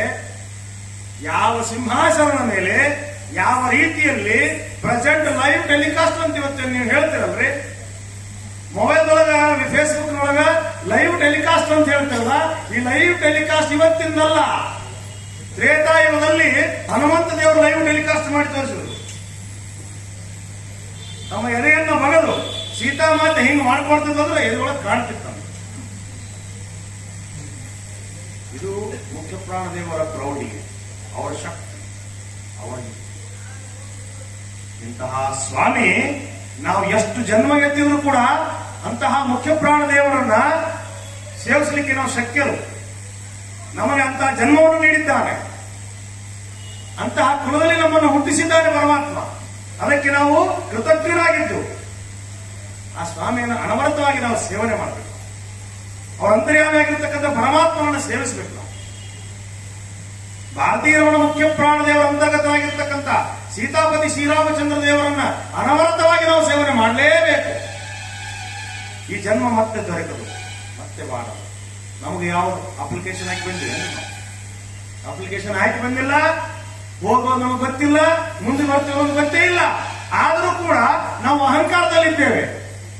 ಅದನ್ನು ನಾವು ತೊಳೆದು ಭಗವಂತ ಅಂತಕ್ಕಂಥ ಅಚಲವಾದ ನಂಬಿಕೆಯಿಂದ ಆ ಭಗವಂತನನ್ನು ಸೇವಿಸಿ ಅನವರತವಾಗಿ ಅವನನ್ನು ಭಕ್ತಿಯಿಂದ ನಾವು ಹಣೆ ಮಾಡಿದು ಅವನನ್ನ ಸೇವಿಸಿದಾಗ ಆ ಪರಮಾತ್ಮ ನಮಗೆ ಒಲಿತಾನೆ. ಅಂತಹ ಮುಖ್ಯ ಪ್ರಾಣ ದೇವರ ಸನ್ನಿಧಾನ ಇದು, ಅಂತಹ ಹನುಮಂತ ದೇವರ ಸನ್ನಿಧಾನ. ಇಂತಹ ಸನ್ನಿಧಾನದಲ್ಲಿ ಬರಲಿಕ್ಕೆ ನಾನು ಪುಣ್ಯ ಮಾಡಿದ್ದೆ ಅಂತ ಅನ್ಕೊಳ್ತೀನಿ. ನಮ್ಮ ಚಿಕ್ಕಪ್ಪನವ್ರ ಹತ್ರ ಹೀಗೆ ಬಂದಿದೆ, ನಮ್ಮ ತಿರುಮಲರಾವ್ ಅಂಕಲ್ ಅವ್ರು ಹೇಳಿದ್ದಾರೆ ಅಂತಂದಾಗ ನಮ್ಮ ಕಾಕಮಾರ್ ಒಂದು ಮಾತು ಹೇಳಿದ್ರು. ಯಾಜ್ಞವಲ್ಕ್ಯರ ಮಠ ಅದು, ವಿದ್ಯಾ ತಪೋನಿಧಿ ತೀರ್ಥರು ಅಲ್ಲಿ ಚಾತುರ್ಮಾಸ ಕುಳಿತಿರ್ತಕ್ಕಂಥ ತಪೋಭೂಮಿ ಅದದು. ವಿದ್ಯಾ ತಪೋನಿಧಿ ತೀರ್ಥರ ಪರಮ ಭಕ್ತರು ನಮ್ಮ ಚಿಕ್ಕಪ್ಪನವರು. ಗುರುರಾಜ್ ಕುಲಕರ್ಣಿ ಚಾಮನಾಳ ಅಂತ ನಮ್ಮ ಚಿಕ್ಕಪ್ಪ. ಅವರು ನನಗೆ ಆಶೀರ್ವಾದ ಮಾಡಿ ಆ ಜಾಗ ಅದ್ಭುತವಾದ ಜಾಗ ಅದು, ಅಲ್ಲಿ ನಿನಗೆ ಜಯವಾಗಲಿ ಅಂತೇಳಿ ಆಶೀರ್ವಾದ ಮಾಡಿದರು. ಅದ್ಭುತವಾಗಿ ಭಗವಂತನನ್ನು ಸೇವಿಸು, ಸೇವೆ ಅಂತೇಳಿ ಮಾಡಿ ಸಮರ್ಪಣೆ ಮಾಡುವಂತ ನನ್ನ ತಂದೆ ಸ್ವರೂಪರಾಗಿರ್ತಕ್ಕಂಥ ಚಿಕ್ಕಪ್ಪನವರು ನನಗೆ ಆಶೀರ್ವಾದ ಮಾಡಿದರು. ಅವರ ಆಶೀರ್ವಾದದ ಬಲದಿಂದ, ಗುರು ಹಿರಿಯರ ಆಶೀರ್ವಾದದ ಬಲದಿಂದ, ಗುರುಗಳ ಆಶೀರ್ವಾದದ ಬಲದಿಂದ ನಾನಿವತ್ತು ಈ ಒಂದು ವಾಕ್ಪುಷ್ಪವನ್ನು ಇಲ್ಲಿ ಸಮರ್ಪಣೆ ಮಾಡ್ತಾ ಇದ್ದೇನೆ. ಈ ವಾಕ್ಪುಷ್ಪವನ್ನು ಸ್ವಾಮಿ ಅಂತರ್ಗತನಾಗಿರ್ತಕ್ಕಂಥ ಪರಮಾತ್ಮನಿಗೆ ಸಲ್ಲಿಸುತ್ತಾ, ಗುರುಗಳಂತರ್ಯಾಮಿಯಾಗಿರ್ತಕ್ಕಂಥ ಭಾರತೀಯ ಮತ್ತು ಪ್ರಾಣಾಂತರ್ಗತನಾಗಿರ್ತಕ್ಕಂಥ ಸೀತಾಪತಿ ಶ್ರೀರಾಮಚಂದ್ರ ದೇವರ ಶರಣಾರವಿಂದಗಳಲ್ಲಿ ನನ್ನ ವಾಕ್ಪುಷ್ಪವನ್ನು ಸಮರ್ಪಣೆ ಮಾಡ್ತಾ ಇದ್ದೇನೆ. ಶ್ರೀಕೃಷ್ಣ.